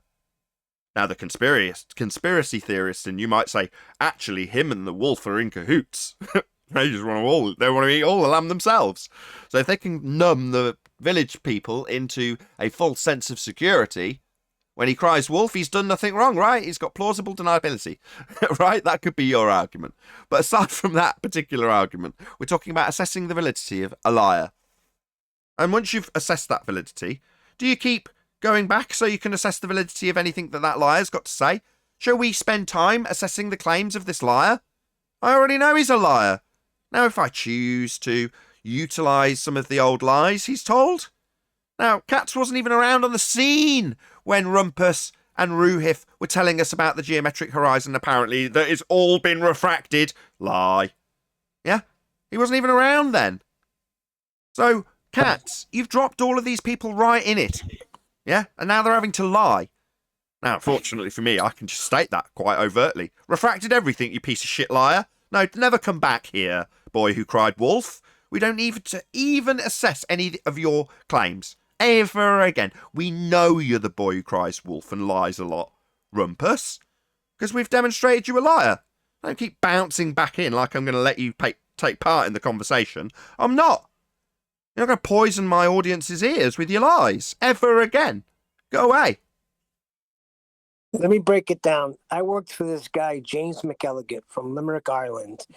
And it was about time, guys giving in their time for how they work during the week, 6 hours, 8 hours, 7 hours. And he shows me the list and he goes, you see these two guys, liar and liar. He said, you know what they're saying to me, Neil? I said, what, James? He said, they're saying to me that they think I'm stupid, that I'm going to believe them with this timesheet. They're lying to me and they're saying basically, you're stupid enough to believe me. I was like, oh, yeah, it sounds pretty much right. So liars think you're dumb and they can continually lie to you and you're going to listen. Yeah. I second that. Same goes for NASA. Why don't we spend much time looking at NASA footage? Because I can auto-hoax it. Doesn't matter what it's presenting. It's come from a fake place. In the same way, I don't give any time over to assessing the validity of claims made from Narnia. I know automatically that that place isn't real, therefore any claims from there do not require any of my attention. Now, once I know that the place claimed to have broadcasts coming from it is a lie, I then no longer need to expel any energy on assessing the validity of any claims they make, at all. And that's the same with any liar.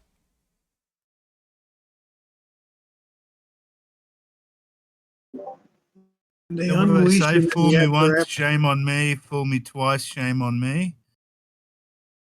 No, fool me once, shame on you. Fool me twice, shame on me. Correct. A fool can't get fooled again. Fool, you can't fool me twice. That's a song by The Who. Won't get fooled again. It's who is it? Bush Jr., isn't it? Yeah, W. You messed that up royally. That was great. That was hilarious.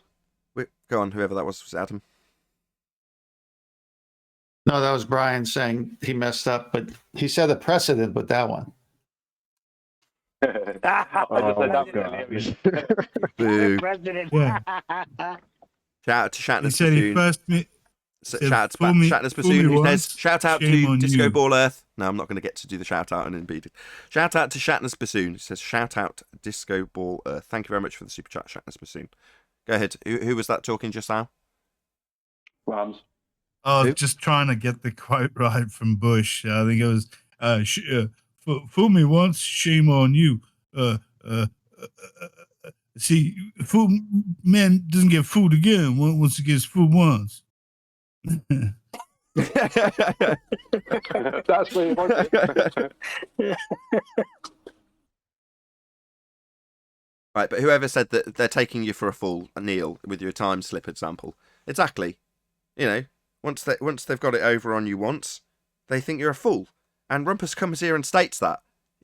It's normally his opener, some ad hom demeaning term that he'll ascribe to us before he attacks any of our arguments. Well, that's because he's lying to you and laughing at you while he does it. And for all of you who let him get away with it, more fool you. More fool me, because Quantum Erase has been saying this for a straight year. And I'm like, just let him onto Ballbusters. Now, the reality is, it's not our server, so I can't eject him from the server. I can just keep telling him sod off and not letting him get any opportunity to talk. Other people who are in this server may want to talk to him, and that's not my call. And it's not Quantum Eraser's call either, I might add. Not that I'm trying to twist the knife here, QE. But yeah, it's one of those things that QE's been saying for ages. Why give him any time? I annihilated him, he's a proven liar, don't give him any more of your time. Well, now I've done the same on my show. Sod off. Not worthy of presenting to my audience anymore. You're the boy who cried wolf. Why would we spend any time assessing your nonsense? You're a proven liar. And he comes on with accusations instead of coming on and saying, "You know what, Nathan, give me a chance to explain. I apologize." No, he comes on calling people liars and idiots. Which is exactly the MO of a liar. When you're here to punt your lies, Projector. immediately accuse any detractors of your lie of being liars. Project it straight onto them. Yep, that's exactly what he does. I went after him the other day because they were giving him so much time, because they unleash him in the after show, and he just goes on and on and on and on, and people listen to him. I'm like, why are you giving this liar time?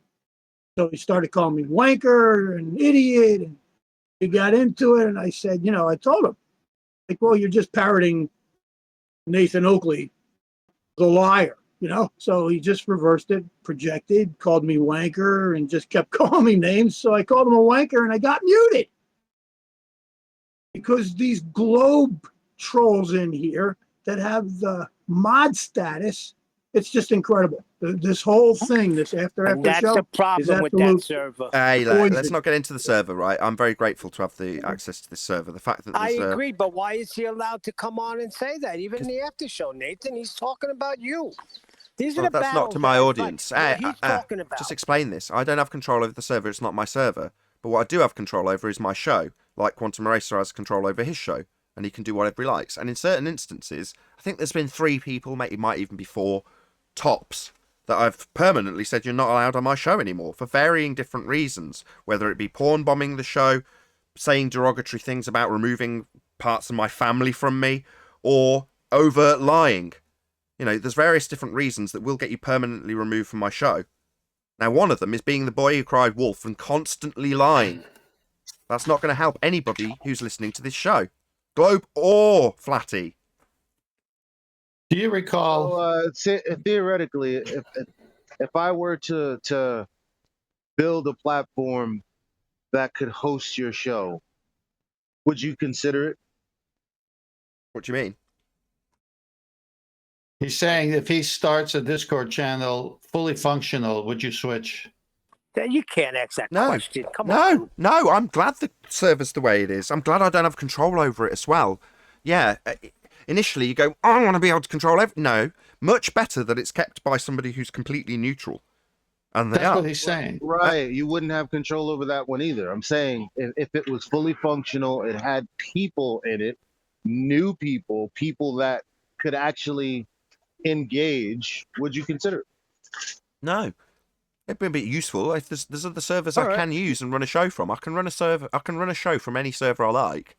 Right? The fact that I've been so warmly accommodated in this server makes, obviously, there's going to be a greater allegiance to it. Look, there's my name above this show. This isn't my show. It's got my name on it, though. What gives? Live stream, Nathan Oakley, it says. Is it? I didn't type that. In other words, these people in the after show, it doesn't get heard anywhere outside their ears. No, well, that's They're- not they're- that's they're- not what they're that's shouting- not what I'm they're saying. shouting in a closed room. I don't really care about the after show. I don't care. Like he says, we're sharing this server, and that's fine. I'm talking about the show and people's ability to get on the show, but it doesn't matter. Yeah, I'm very happy. I'm very happy with the server that is moaned about by flat earthers because there's moderation from the globe side they don't like. I'm actually very pleased to hear that. Now, that's not because I lack empathy towards your position. I just want to make that clear. I mean, from a producer's point of view, you want the server to be neutral as possible so that anybody coming in goes, right, if you're a flatty, you're not just going to be laughing at us all the time and kicking us out and muting us. And if you're a globie, the same applies. But there's enough of, obviously there's bias moderators that are going to mute flatties and vice versa. Well, that can't be avoided, but the fact that it's there means that the server is what it needs to be for this show to run. So when there's protracted silences, nobody from the audience can say, well, it's because if we go on the server, blah, blah, blah, blah, blah, because I'm a glober. That's not the case. Those protracted silences are even funnier to me now that I know we've got Glober mods in what's supposed to be a flat Earth server. That's funny. Any of those Glober mods know where their geometric horizon is or anything about their little globe, or they're just going to stay quiet and just mod chats? Don't know. Don't care. You got a lot to say after you guys leave. All I want is the ability for them to come. That's it. The door's open, fundies. Anybody who says, you need to come to me. Yeah, beg me. Beg me to come to you like I give two craps about what you want. But you can come to me if your desire is in that direction, which it clearly is. You can. You can satisfy your desire to debate me. What's that? You want me where you want me? Nah, I don't care what you want. But that door's open, and there's no excuses. What's that? You'll be shut down in an instant when you beg the question, and that's not fair? Yeah, bleat about it all you like. Like anybody's going to actually back that. What? He pointed out your fallacy, and if you'd have got to the end begging the question, you'd have won? No, you employed a fallacy and you got shut down immediately. What, you don't like that it's possible to shut you down after use of a fallacy? Yeah, see how far that moan gets you. Because that's all they've got. Shameless plug. Is that what you come for? I do it to you, to be fair. I do drop into QE Live and go, subscribe today to Nathan Oakley 1980. Go ahead. We'll get back to the topic. It's a good topic. Yeah, shameless plug. The end of Fight the Fat Girth. Today on the Numpty Clips, 2 p.m. U.S. Central, 8 p.m. UK. It's the end of that numpty dipshit. Stay tuned, man. I'm telling you, it's the end. Thanks. You mean he's being slowly starved to death, John? It's Fight the Tight Shirt, man. Yeah, it's Fight the Fat Girth. Anyway, besides the personal attacks on his physique, did you see my video on Fight the Flat Earth? Because it's a point where I was wondering, it was poorly timed. I thought that you thought maybe it was Wednesday, but no, it's Thursday. I thought you were going to do it today. No, I did it yesterday. I just Rachie00000 released a video, and in it contained part of her argument where somebody was contradicting an argument she'd got from another glober, without going into too much detail. But in it was her putting to Craig that shouldn't there be a bulge in the way? And then him going, don't listen to flat earthers say there should be a bulge in the way. You're like, what? Number one, flat earthers don't make that claim. Number two, yeah, great, Craig. Tell everybody that there shouldn't be a bulge in the way, because I'll just take that out and present it exactly as you've said it.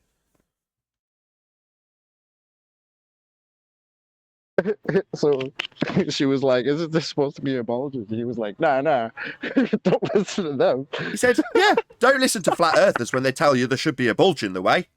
They're taking it all out of context. If you just did it on a basketball, don't listen to them when they say there should be a bulge in the way.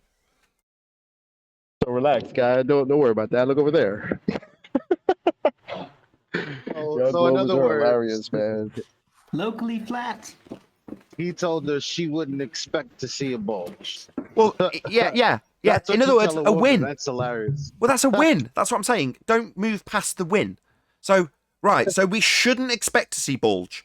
Right. You see, the thing is, part of your claim has got the word bulge next to it, and the maths for calculating it, and a diagram with the word bulge next to it, and it's the thing that you calculate getting in the way of boats, buildings, and the sun. But what? We shouldn't expect to see it, and don't listen to flat earthers who say you should. No, we don't say you should. We point out how it's not there, and when we point out that it's not there, that would be the bulge. You deny that it should be. Victory. Yeah, you had a bulge. You had a bulge. It was for the idea that you could prove the globe Earth, but that bulge in your pants just went away when you realized you couldn't. You had to lower the tone, I'll didn't you? win. It's been a good month. It's been a very good month. Got lots of fundies on the globe side, essentially peddling flat Earth arguments. It's great. Nobody claims the horizon's Earth curve. Check out my perspective. You forgot about I'm saying, optics, Nathan. You forgot about I can't optics. wait. Obviously, it's I just a can't wait. limitation of the camera when this thing's got the bottom missing, because it's nowhere near the horizon or Earth curve. So in that instance, forget about the fact that it's got a whole number in feet or meters attributable and an Earth curve edge that once beyond it's going to be missing because of. Forget all that. It's a limitation because of the camera. Obviously, something that we never factor in our maths. That's what it is. What are they going to prove for us next? That's the question. What are the ballers going to prove to us next? Well, I see it as sorry, Adam. only quickly. It's not even explaining it away. It's I've explained the principle. Now you can forget about it. As far as I can see with the Rayleigh criterion, yeah, I can explain it average, not as well as some of the flat Earth versions, but because I've done so, forget all about it now. It's gone. Don't look over here anymore. Yeah, check it out. Things can disappear because their angle gets too small. Now let's just forget about that because I've done a very good job of explaining the flat Earth argument, which we completely ignore in our maths. So let's now forget about it. With that, I'll say a huge, massive, enormous thank you to Conspiracy Cats for making it such a wonderful month, to all of you in the Nathan Oakley 1980 live stream for hopefully smashing the super chat, liking, commenting, sharing, subscribing, and joining as a Nathan Oakley 1980 channel member. If you are watching this on either Nathan Oakley 1980 or Nathan Oakley premiering streams, then stay tuned as there will be an after show to follow. I've been Nathan Oakley, and I'll see you all in the next video.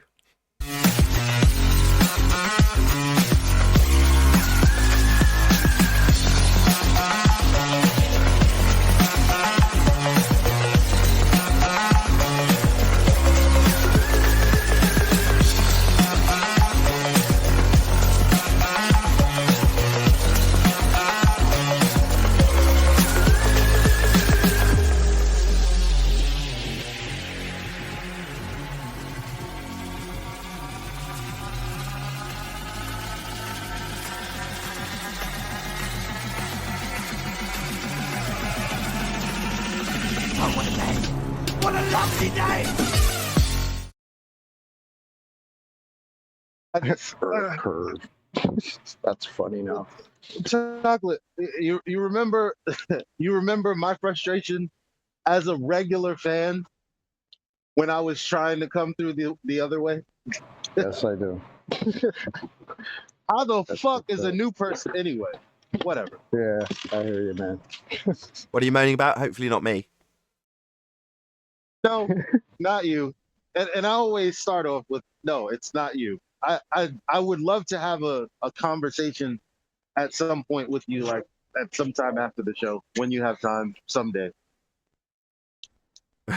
I see. Yeah, in the after show, maybe. Yeah.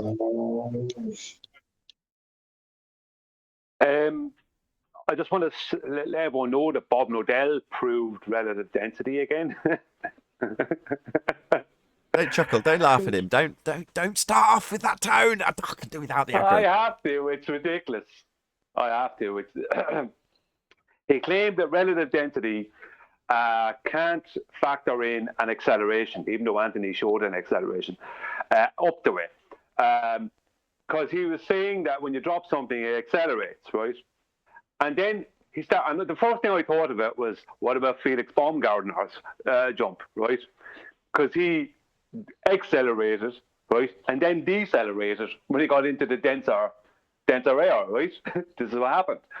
And then Bob brings up when he used to do skydiving in the military or something like that. And then he brought up Felix Baumgartner. So, I mean, where should we go? Do you expect me not to laugh at that? It's like relative density is no good. Anyway, here is a thing that absolutely proves it. Yeah, it's doing what he's saying Not is, really. by comparison, he's doing a conspiracy cats. He's saying, oh, by the way, geometry and Earth curve, yeah, absolutely. Not perspective. Now let's have a quick look at perspective and how it makes things disappear. So we can later forget all about it. Yeah, well, I'll be honest with you. I'd give Bob more dues if he stopped trying to make claims, and then when he's pulled on those claims, say they're only his opinions. You know, if he just stick to the claims and then either support them or not support them, and either support them or concede he can't, one or the other, instead of saying they're his opinions. But that's besides the point. The point is, he gave a perfect example of real-world relative density equilibrium. Baumgartner jumped out in very thin atmosphere, sorry about the sphere part, and he accelerated. But when he got into the thicker atmos, he decelerated. And that was Bob's example of a debunk of relative density. And it was not mentioned about Anthony's egg going up the way. What? So yeah. Hold on a second. Sorry, What the did bits the at the downward end. bias Sorry. increase that?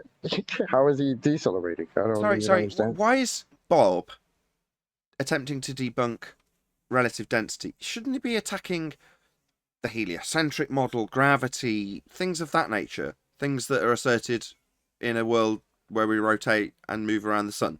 Why is he debunking relative density, something that's demonstrably, observably obvious?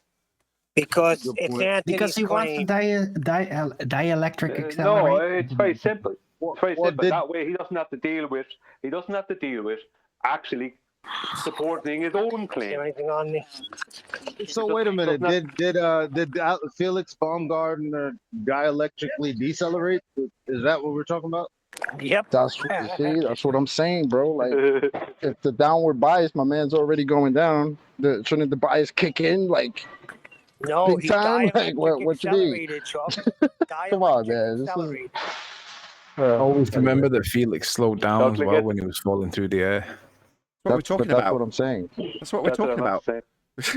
saying. I just happen to remember that that's the very point we've been discussing for 5 minutes. Well, thank you for interjecting, Anthony. Sorry. Right. It's because Anthony's the main cog in relative density, and Bob Nodell does not like Anthony. Yeah, that's all it is. Well, he didn't address the fact that Anthony made an egg accelerate up the way. There was no. He said relative He will not. cannot cause an acceleration. It's like, It also- are you sure? It also Go on. decelerate. So in the egg, right, the egg starts stationary. Well, we'll assume in a perfect example, it's perfectly stationary, right? Then you add your salt and it starts to accelerate, increase speed. But then it reaches equilibrium again. In other words, it decelerates, slows down, and then stops. Well, the same could be said, I don't know if this is true, I hope it is. I'm just assuming by extrapolation. The helium that was on the ground starts at 0 and then is released and increases its velocity as it accelerates up the way. When it reaches its ideal height, it's going to have slowed down as it reaches the less dense medium. Yeah? So the same is applied to the egg.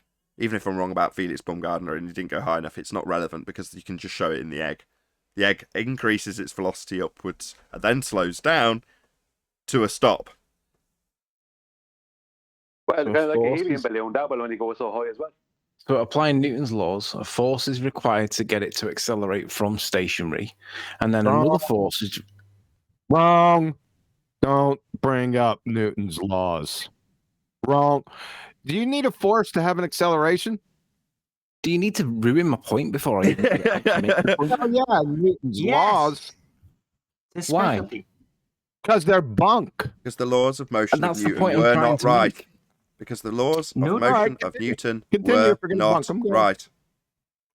Newton's Yeah, let me- laws that's- are thank only you for valid giving- within his modeling. Five people talking now. Thank you Five for giving people. me permission to continue making my point, John. I will continue. Thank you. I a gave you force- permission to make your fucking point. You said Newton's laws. Then you said, "You condescending motherfucker, you."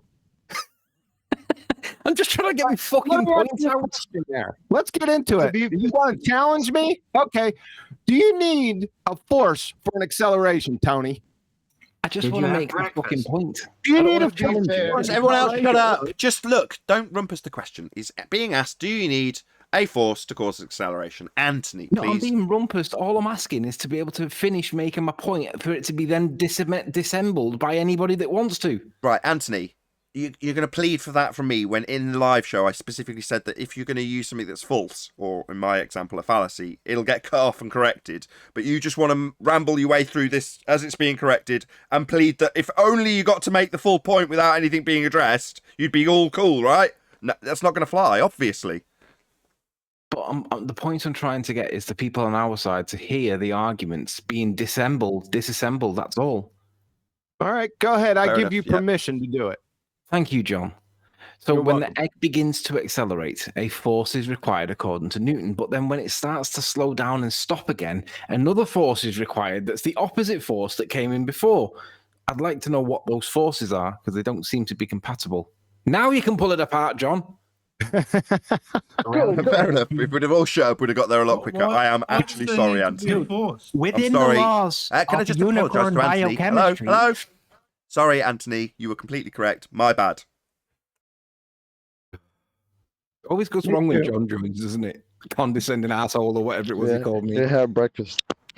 He did have this conversation literally like earlier. 2 seconds and then wham, bust. Yeah, because I told you I'm not putting up with Newtonian laws anymore, and especially from our side. But the question still stands, not the Tony. Do you need a force for an acceleration? Well, in Newtonian principles, yes. Anyone else? In relative density, too. You just need a In reality. disequilibrium. How would you define a force? I don't know. You just need a disequilibrium. No, a force. Yeah, Maybe a yeah. cause? That's the cause. But the force is when something is getting subjected to something that would displace it or create pressure in some way. Maybe if I give a real world Temporarily. example, that'll help the audience. So if you imagine Luke Skywalker dangling upside down and he needs to get to his lightsaber, just imagine that. So what was the best answer? Question still stands. Of course, everyone knows that they better not answer because there's something coming, right? No. So Newtonian classical physics states that a force is required to accelerate mass, but we can also make mass accelerate with disequilibrium. Really? What's mass? What's mass? Mass is a concept that is used to describe the weight of an object without the force of gravitation pulling on it. So you can accelerate concepts. Can you accelerate freedom for us? Accelerate freedom. Yeah, I could kill the prime minister, and that'd really accelerate freedom. Oh, brilliant. good Oh, one. you are so good for the internet, man. Every time. Brilliant. Hypothetical. That's not going to get me Brilliant, Tony. Brilliant. Stop. You do this Not a every big deal. It's not going to get me demonetized. It was a hypothetical. Hello? time. You think that gives your point weight? Unintended? No, it doesn't. I can calculate It just makes you a dick in that moment for saying something like that on the show. Yeah, but he I know, but I can't could Don't accelerate say that. freedom that It's way. not fucking funny. It's not a Hold good on. example. It's Look, only the only annoying. way to accelerate Guys, freedom? I'm running out of Wow. fucks. No more What the swearing. fuck, Arwin? I don't know. I am William Wallace. What the hell's going on in here right now? I've just stepped into a time portal or something and fast forwarded or rewinded about 20. Freedom! This is Don't what happens say when those when things we're on not the internet. overburdened. When we're not overburdened with globe proofsies. No, This is what happens. This is what happens when Anthony manages to rile up the audience so he doesn't have to answer the question that's on the table in terms of mass. So where we ended So he's a was, baller? now he's getting the same assistance from Neil. So we ended with if mass is a concept, how are you going to accelerate it? If mass is a concept, how are you going to accelerate maths? With maths? No. In physical, we're talking about.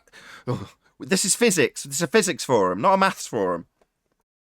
Yeah, but I can't accelerate mass, a concept, unless you allow me to do it with maths. So let's just cut off the end bit and start that again. Do you want to repeat yourself? Unless you allow me to calculate the force. No, that's the end part. No, that's the bit I don't want. You can't. What now? I can't accelerate mass. All right, I can't accelerate a concept. And mass is a concept. Yeah. I need maths to be able to do it. Okay. Well, you can accelerate densities. So you need one depending concept on to if they're accelerate solid another. state. What? No, I just need maths to be able to Whoa, accelerate a concept. You can accelerate density? What are you talking about? I can accelerate it mathematically. I need the maths to do it because Not F you. equals ma, Not you. right? Not you, Arwin. He said I can accelerate density. What do you mean? Well, if it's in a solid state, it is state conditional, right? But I don't even know why this happens, right? Why did you bring in Newtonian mechanics when you full well know that in the entirety of his model, including his laws, right, which are specifically within his modeling work, it excludes gas activity, right? It completely excludes it. So why bring it even up? I'm going to say, I'm going to go out on a limb. Yeah, I'm gonna go out that's on a the limb. question. Everyone lost the question. No, I'm about to say, yes, you do need a force to accelerate something. Now, I'm just going to Incorrect. say that, see what happens. Incorrect. Okay. Let me give you an example. Gas. What provides the initial velocity? It's the phase change. Where's the force? And potentially, if it's a heat-related phase change, then it would be from the heat that caused the phase change. Nope. No, heat's not a force. What? What about temperature? Excuse me? What? Yeah, but Yeah. heat does cause Energy. gas particles to get Energy. excited and get Oh, faster, hold on, right? hold on, I'm getting rumpus. What do you mean, No, force? energy. Wait, stop. I said a gas. I'm not talking about phase changes or anything. So that's Yeah, a red what's- hair. what's the Hold on, I force can't that make an keeps argument gas unless I can. moving Hold on, around? I can't make It's an argument. expansion in all directions. Oh, QE's limited my argument then. So you want the argument to start from a position where we've got gas initially, and then say how does it start Yeah. accelerating? But if it's gas, it's already moving at high velocity anyway to be gas. I think Where'd that's the his force come point. I think it's his point, right? Like, if you need a force for acceleration, well, gas is always accelerating. Where's the force? Yep. Would you not say that Thanks. it might be a force that we just don't understand? Yeah, argument from ignorance fallacy. Yeah, I'll Yeah, take but that's that. correct. Well, no, that's correct. No, that is technically correct, though, isn't it? We don't know That's the honest. You're correct, Brian. Go on then. We don't know the cause of an entropy increase, which is what we'd be describing in this example with gas. Well, what's the why? What's the cause? We don't know. That's why it's a law and not Isn't it scientifically temperature? valid. The effect is local air pressure differential, and with that energy, right? But what causes that? What causes gas to do that? Well, we don't know. We just know that gas does that, and we can define what it does and how.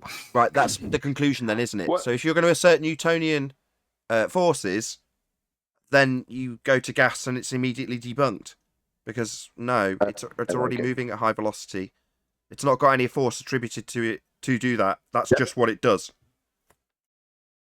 Does anyone When remember gas my original? moves at high velocity in Euclidean space, it's not just going to still move. It will actually set in turbulence, which is well established. The faster gas hold on, moves Arwin. in Euclidean space, God, turbulence don't need to happens. dilute this point down into the more complex effects of an entire dynamic system. The base point that QE's made's very eloquently been done through discussion, and I just want to thank him. Yeah, thank you. That makes perfect sense now, because I've been making that argument without linking the two together in terms of, well, there's no ascribable force to these gases. Now, I formally just said, well, elastic collisions, because that process described in elastic collisions is the point you're making. But when you actually boil it down to what's the force that's causing that? Well, there isn't one. Precisely. What I originally said, I don't know if anyone remembers it, but what I originally said when QE first asked that question is, how do you define force or a force? That's another good question. There's an answer to that. Okay, go on. I was about to say it's like mass then. In other words, either an equivocation or a concept. But what's the answer? Well, there's a lot of different this tells you that there's big problems in Shangri-La. Whenever you talk and ask people define force, what do they usually do? F equal ma, right? Yeah. Well, that's false.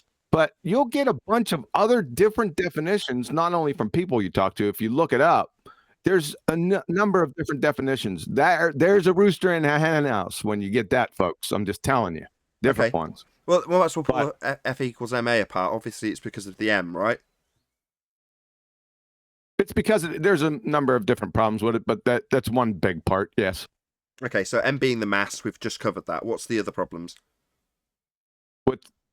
I don't want to get into Newtonian problems. You asked me what a force was. That's the important question. So if pressure equals force over area, and it does, then if you rearrange that little equation, what does force equal? Pressure times area. Okay. Simple as that. But isn't this the base of geology, though? Isn't that what geology studies? Pressure and time, right?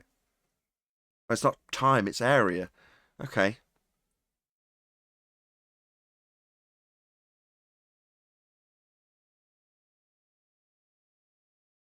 Well, that killed everything. I'll I was going to say that went down like a lead balloon. No, it didn't go down. I'm just contemplating it. In the mix there a little bit for me.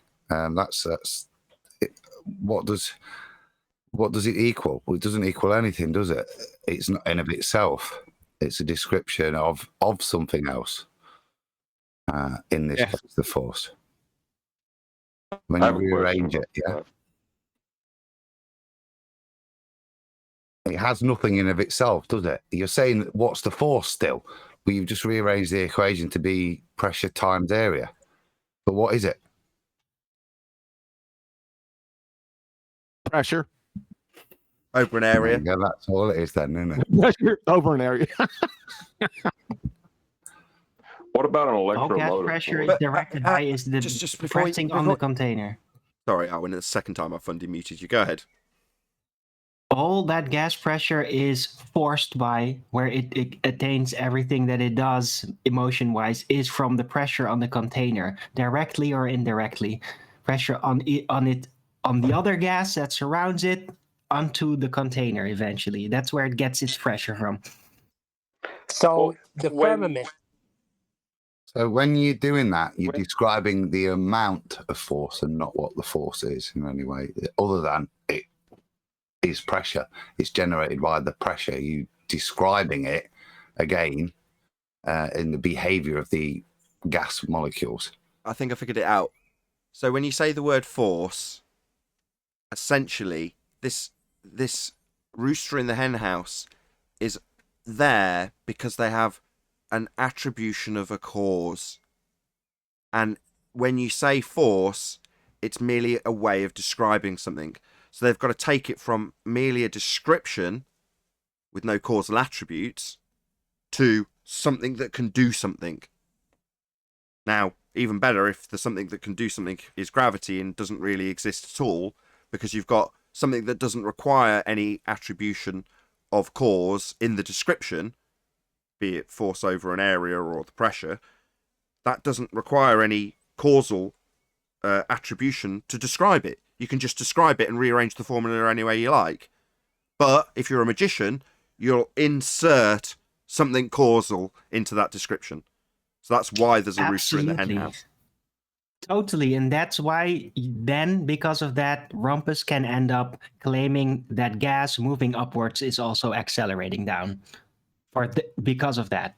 And the cause comes, and the cause comes in the acceleration, and the acceleration is caused by gravity, regardless of up or down, because you've got the acceleration due to gravity pulling the gas around it down, forcing the gas up.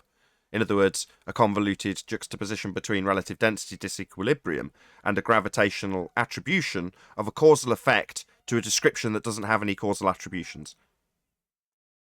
Well, Can I Yeah, ask a gases question? tend to move about. Most people, if you ask them once they're not completely fundamentalists, and you ask them why does gas move around as it does and go from high pressure to low, whatever, they say this is what causes this, and they say most people would probably just say to you, that's caused by entropy, but it's not caused by entropy. Entropy is just descriptive of it, isn't it?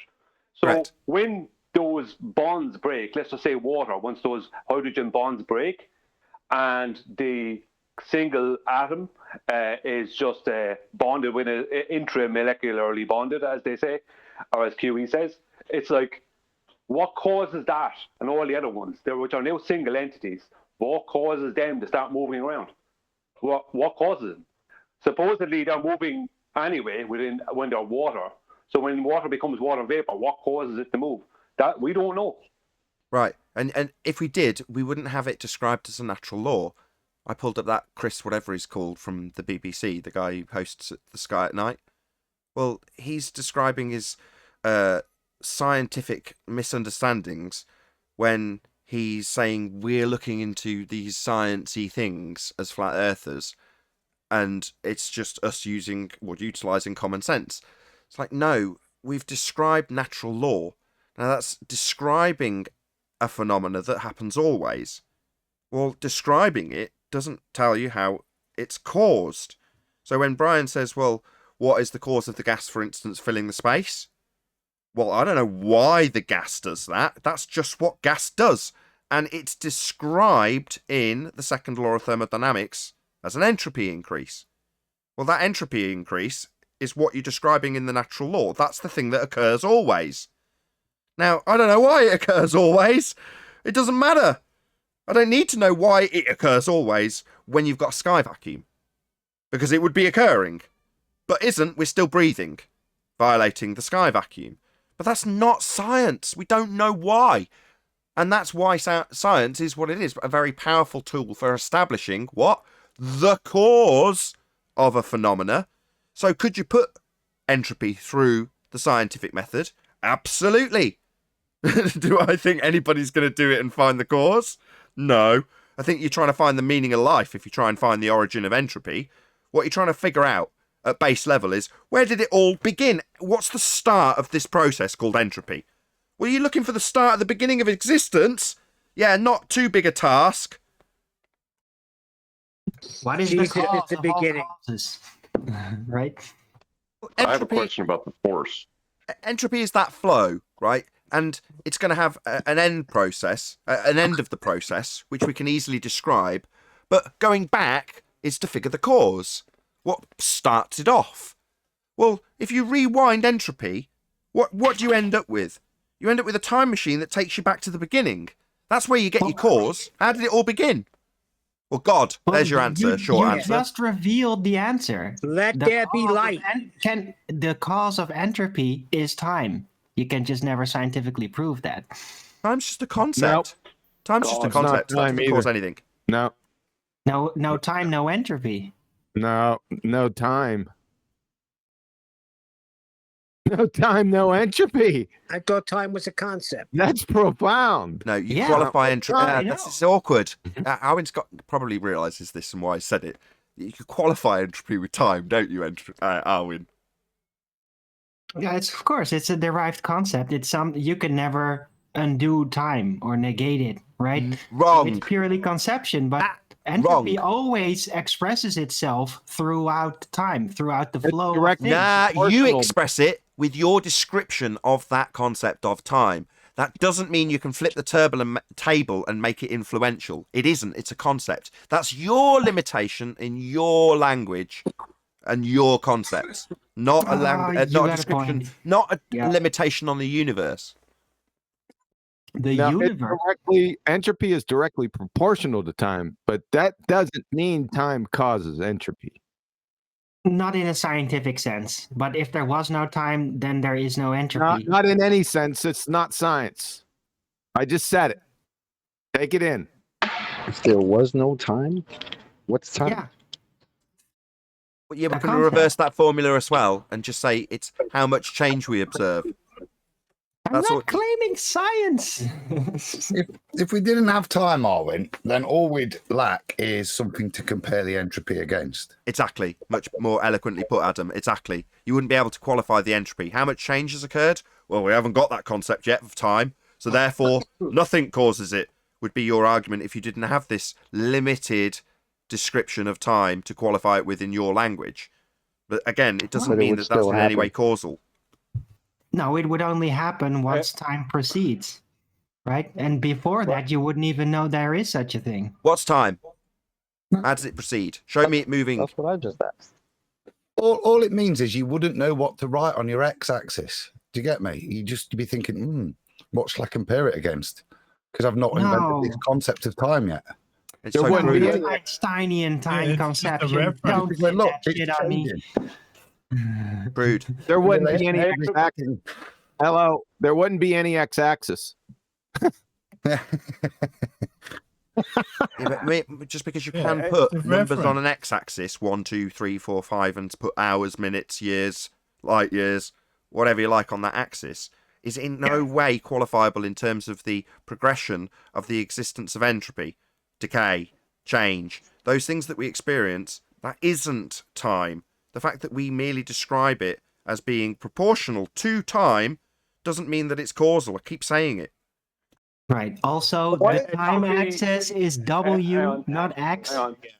Entropy is not caused by anything. Entropy is a description of a phenomenon.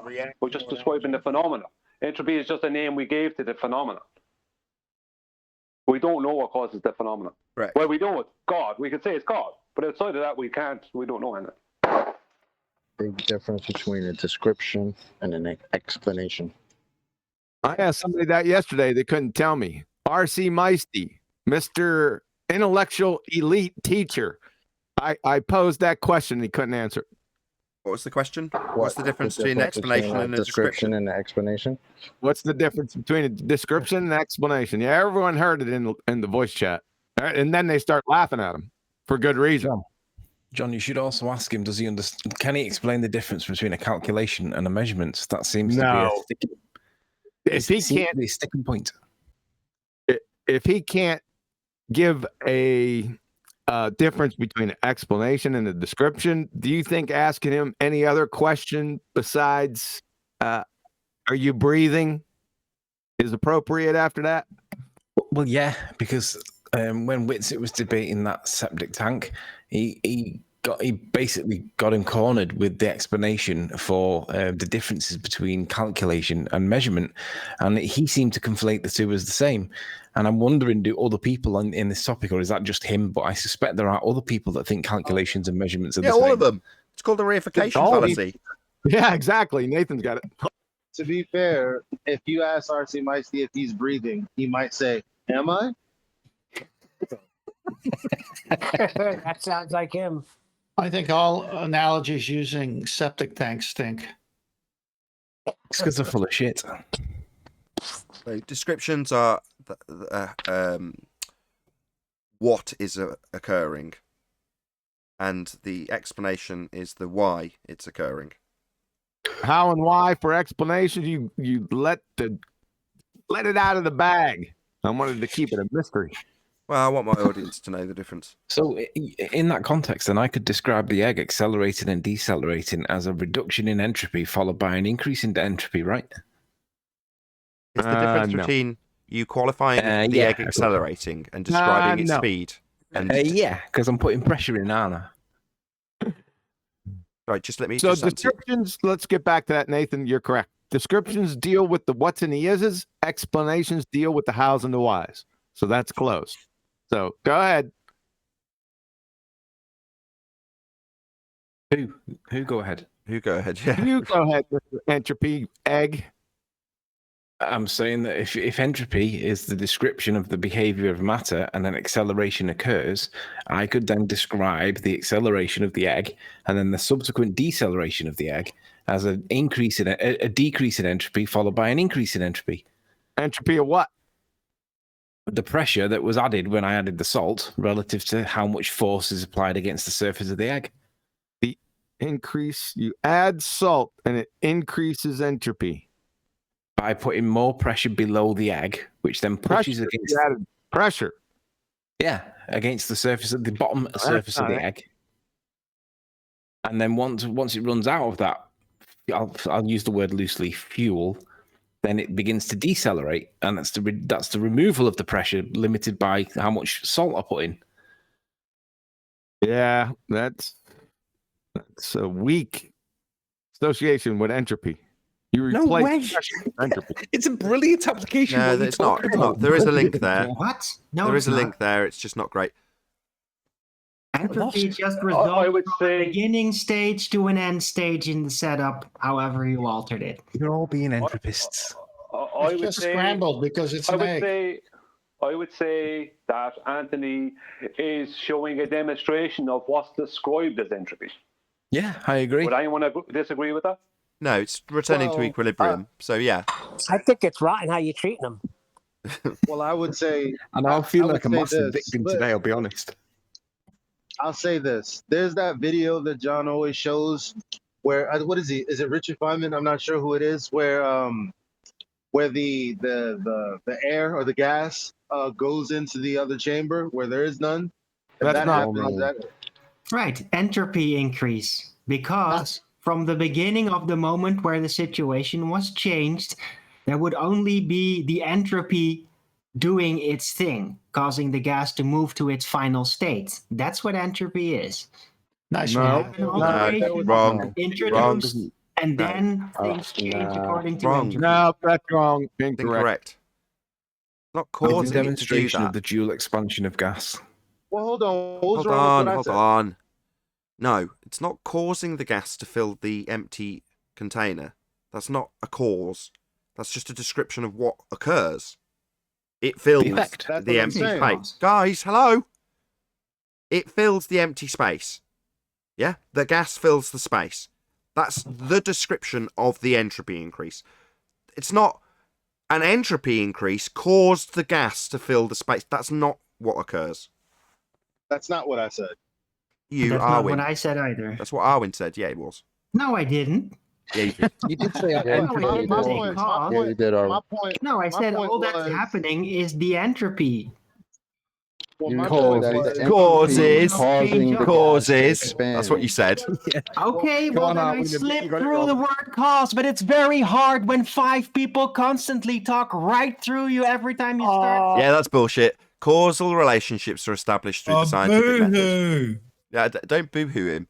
Causal relationships are established through science through independent and dependent variable. Now, a dependent variable would definitely be an entropy increase. That's a phenomenon you can observe. Therefore, you could put it through the scientific method.